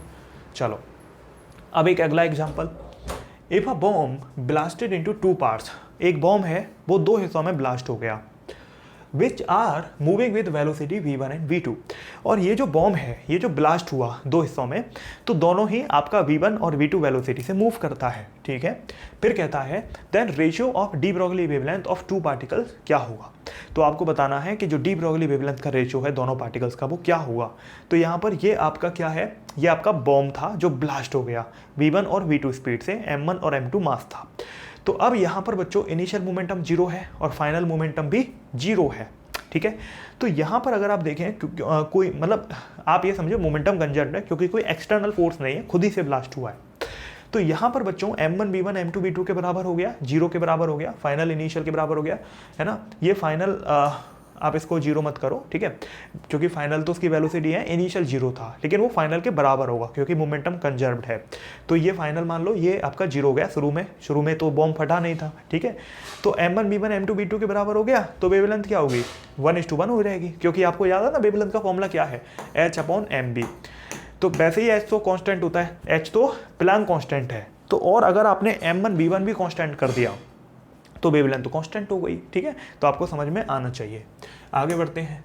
अब ये क्या है, ये टेबल आपको समराइज करवाती है सारी चीज़ों को। देखो इस टेबल के थ्रू जो आपके मेन पार्टिकल हैं, इलेक्ट्रॉन, पॉजिट्रॉन, प्रोटॉन, न्यूट्रॉन और अल्फा पार्टिकल, इनका मास, इनका चार्ज आपको और इनका क्या वेवलेंथ होनी चाहिए डी ब्रोगली, वो सब आपको समराइज हो जाएगा। देखो इलेक्ट्रॉन पॉजिट्रॉन का मास मान लो अगर me है और चार्ज E है, तो प्रोटॉन का मास क्या होता है 1840 टाइम ऑफ me होता है, और इसका जो प्रोटॉन का चार्ज है इसका माइनस इसका प्लस E। ड्यूट्रॉन का क्या होता है, ड्यूट्रॉन का मास ट्वाइस ऑफ प्रोटॉन होता है और इसका चार्ज आपका E होता है। अल्फा पार्टिकल का मास, क्योंकि अल्फा पार्टिकल हीलियम न्यूक्लियस है, ठीक है, हीलियम आयन है, तो 4 mp, इसका मास 4 गुना होता है प्रोटॉन के, और इसका जो चार्ज है वो ट्वाइस होता है ना प्रोटॉन का। तो अब देखो वेवलेंथ क्या होगी, इसकी जो वेवलेंथ सॉल्व होके आती है वो √150 बाई डेल्टा वी एंगस्ट्रॉम आती है, और जब इसको सॉल्व करते हैं तो ये 12.27 अपॉन √डेल्टा वी एंगस्ट्रॉम आ जाती है। अब ये आपको डायरेक्टली ध्यान रहेगा ना तो आपका काम आसान हो जाएगा, आप बहुत आसानी से चीज़ें कर पाओगे, ठीक है, तो आपके लिए बेनिफिशियल है। Lambda proton 0.286 divide by delta √v angstrom हो गया, यानी कि 0.3, ये 0.286 को 0.3 कर सकते हो, और अपॉन डेल्टा वी एंगस्ट्रॉम हो गया, ठीक है। ड्यूट्रॉन के लिए वेवलेंथ क्या होती है 0.2 upon delta we. Delta we क्या है, ध्यान है ना, डेल्टा वी क्या है, डेल्टा वी एक्सेलरेटिंग पोटेंशियल है। आपको याद है ना कि H अपॉन mb था, mb की जगह हमने √2m k कर दिया था, k मतलब काइनेटिक एनर्जी। अगर पार्टिकल चार्ज्ड था तो k को हमने q डेल्टा v कर दिया था, तो ये वहीं से आया है, ठीक है। और अल्फा पार्टिकल की वेवलेंथ क्या है 0.1 अपॉन √डेल्टा वी एंगस्ट्रॉम। तो इस तरीके से आपकी अलग अलग वेवलेंथ अलग अलग पार्टिकल की पॉसिबल है। तो अब हम यहाँ पर आगे बढ़ते हैं, थोड़ा सा आप इनको ध्यान रखेंगे तो आपके क्वेश्चन जल्दी होंगे, ठीक है। देखो ये तो देखो आपको बहुत ही आसान है, इधर 0.3 है, इधर 0.2 है, इधर 0.1 है, तो बस इलेक्ट्रॉन का ध्यान रखना है √150 बाई डेल्टा वी या 12.27 अपॉन √डेल्टा वी, ठीक है। इससे आपके क्वेश्चन आसान हो जाएंगे। हालांकि निकाल तो आप फॉर्मूले से भी सकते हो, लेकिन आपको बहुत मेहनत करनी पड़ेगी, आपका टाइम वेस्ट होगा पेपर में, ठीक है। अगर आपको याद है, आप थोड़ी प्रैक्टिस कर लें तो आपका काम आसान हो जाएगा। क्वेश्चन क्या कहता है, calculate the ratio of de Broglie wavelength of proton neutron and alpha particle. तो क्वेश्चन कहता है बच्चों आपको डी ब्रोगली वेवलेंथ बतानी है proton neutron and alpha particle की। They have the same momentum, ये ऑप्शन नहीं है, ये एक ही क्वेश्चन के अंदर 3 क्वेश्चन है। पहला उनका मोमेंटम सेम है, दूसरा उनकी वेलोसिटी सेम है, तीसरा उनकी काइनेटिक एनर्जी सेम है, ठीक है। तो आपको यहाँ पर प्रोटॉन न्यूट्रॉन और अल्फा पार्टिकल के लिए वेवलेंथ कैलकुलेट करनी है। तो कैसे करोगे, चलो देखते हैं। देखो अगर आपको बोला गया है कि उनका मोमेंटम सेम है, अगर मोमेंटम सेम होता है तो आपकी जो वेवलेंथ होती है वो क्या होती है, अगर मोमेंटम सेम है तो वेवलेंथ होती है h अपॉन mb, यानी कि h अपॉन मोमेंटम। अगर मोमेंटम ही सेम है तो वेवलेंथ सबकी सेम हो जाएगी। दूसरा कहता है कि they have the same velocity, क्योंकि h अपॉन mv होता है, तो वेलोसिटी सेम है तो वेवलेंथ मास पे डिपेंड कर गई। ऑब्वियसली बात है, मास किसका ज़्यादा होता है, अल्फा पार्टिकल का, 4 गुना ऑफ प्रोटॉन होता है। तो कैसे निकालेंगे, देखो भाई यहाँ पर क्योंकि वेलोसिटी सेम है तो वेवलेंथ मास पे डिपेंड कर गई, तो प्रोटॉन न्यूट्रॉन और अल्फा पार्टिकल का जो रेशियो आएगा वेवलेंथ का वो 1/mp इज रेशियो हो जाएगा 1/2mp से, और अल्फा का 4mp, तो ये 4:2:1 आ गया, ठीक है। अब यहाँ पर तीसरा केस क्या है, तीसरा केस है they have the same kinetic energy, तो काइनेटिक एनर्जी भी सेम है, तो काइनेटिक एनर्जी होता है p²/2m, ठीक है। तो यहाँ पर आपको ये चीज़ पता होनी चाहिए। अब काइनेटिक एनर्जी की फॉर्म में वेवलेंथ क्या थी, h अपॉन √2mk, तो यानी कि अगर काइनेटिक एनर्जी सेम है तो वेवलेंथ आपकी √m पे डिपेंड करती है इन्वर्सली। तो बच्चों जो वैल्यू यहाँ पर आई थी उसको रूट करना है बस, ठीक है। तो वैसे भी रूट अगर डायरेक्टली भी करोगे तो निकाल सकते हो, ठीक है, लेकिन वैसे भी कर सकते हो ट्राई। तो देखो प्रोटॉन का तो 1/√mp और न्यूट्रॉन का 1/√2mp और आपका अल्फा पार्टिकल का √4mp, तो ये आपका कट जाएगा अंडर रूट सब, तो ये 2:√2:1 बचेगा, ठीक है। देखो √mp सब कट गया, तो इधर क्या बचा, ये बचा आपका 1 है ना, ये वाला क्या बचा 1/√2, और ये वाला क्या बचा 1/2। अब ऐसे में कैसे सॉल्व करते हैं, जो भी मैक्सिमम वैल्यू होती है उसका मल्टीप्लाई कर देते हैं। तो मैक्सिमम वैल्यू 2 है तो इसका पूरे में मल्टीप्लाई कर दो, तो इधर करोगे तो 2 हो जाएगा, इसमें करोगे तो 2/√2 होगा, और इसमें करोगे तो 2/2 होगा। अब इसको सॉल्व कर लो, √2 से 2 √2 बार करता है, 2 से 2 1 बार करता है, तो आ गया ना सेम आंसर जो यहाँ पर लिखा हुआ है, ठीक है।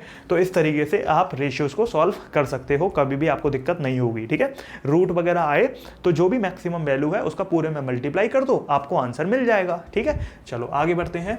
अब यहाँ पर अगला क्वेश्चन क्या कहता है, calculate the wavelength of a particle whose energy is 4 electron volt and if particle H। तो आपको बताना है वेवलेंथ कैलकुलेट करनी है। क्या कहती है वेवलेंथ एक पार्टिकल की जिसकी एनर्जी 4 इलेक्ट्रॉन वोल्ट है और पार्टिकल आपका इलेक्ट्रॉन है, प्रोटॉन है, फोटोन है, न्यूट्रॉन है, अल्फा पार्टिकल है या न्यूट्रॉन है। तो आपको 6 पार्टिकल हैं और 6 पार्टिकल अलग अलग हैं आपके, और 6 पार्टिकल के केस में आपको एनर्जी 4 इलेक्ट्रॉन वोल्ट दी है। तो आपको सबकी वेवलेंथ कैलकुलेट करनी है, ठीक है। तो कैसे करोगे वो देखते हैं, ठीक है। देखो, अगर इलेक्ट्रॉन की बात करें तो इलेक्ट्रॉन के केस में एनर्जी 4 इलेक्ट्रॉन वोल्ट है। तो यहाँ पर E इंटू 4 वोल्ट हो जाएगा, ठीक है। अगर आप इसको थोड़ा मॉडिफाई करें तो E को इधर ले लो, 4 वोल्ट इधर कर दो, तो आपको यहाँ से ये डेल्टा V की वैल्यू दिख रही होगी, मतलब आपको पोटेंशियल डिफरेंस मिल गया।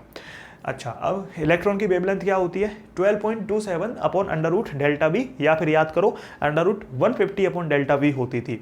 तो आपने डेल्टा वी की वैल्यू रखी, यानी कि डेल्टा मतलब 4 की वैल्यू रख दी है ना, अंडर रूट 4, तो एक काटाकूटी करके 6.14 एंगस्ट्रॉम आ गया। अब बात करें प्रोटॉन की, तो प्रोटॉन की वेवलेंथ होती है 0.286 divide by under root delta V, जो 4 वोल्ट है।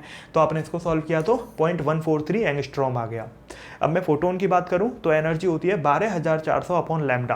तो आपने 12400 अपॉन लैम्डा यानी कि 4 यहाँ पर रखा, तो आपको यहाँ से वेवलेंथ 3100 एंगस्ट्रॉम मिलेगा। क्योंकि देखो ये एनर्जी का फॉर्मूला था, लेकिन आपको एनर्जी गिवन है, आपको वेवलेंथ निकालनी थी। तो एनर्जी 4 इलेक्ट्रॉन वोल्ट गिवन है, ठीक है। तो आपने क्या किया, यहाँ पर एनर्जी रखी और वेवलेंथ का आंसर आ गया आपका। अब न्यूट्रॉन की बात करते हैं। न्यूट्रॉन का फॉर्मूला क्या था, 0.2 upon under root delta V था। अब डेल्टा वी कितना आया अपना, यहाँ से 4, तो आपने 4 रखा, तो ये 0.1 एंगस्ट्रॉम आ गया। अगला था आपका अल्फा पार्टिकल। अब अल्फा पार्टिकल में बच्चों देखो, यहाँ पर मुद्दे की बात क्या है, जो अभी तक जितने भी पार्टिकल थे, इलेक्ट्रॉन, प्रोटॉन, फोटोन और न्यूट्रॉन, यहाँ पर आपका फोटोन को हटा दो, बाकी तीनों में जो चार्ज था वो E था।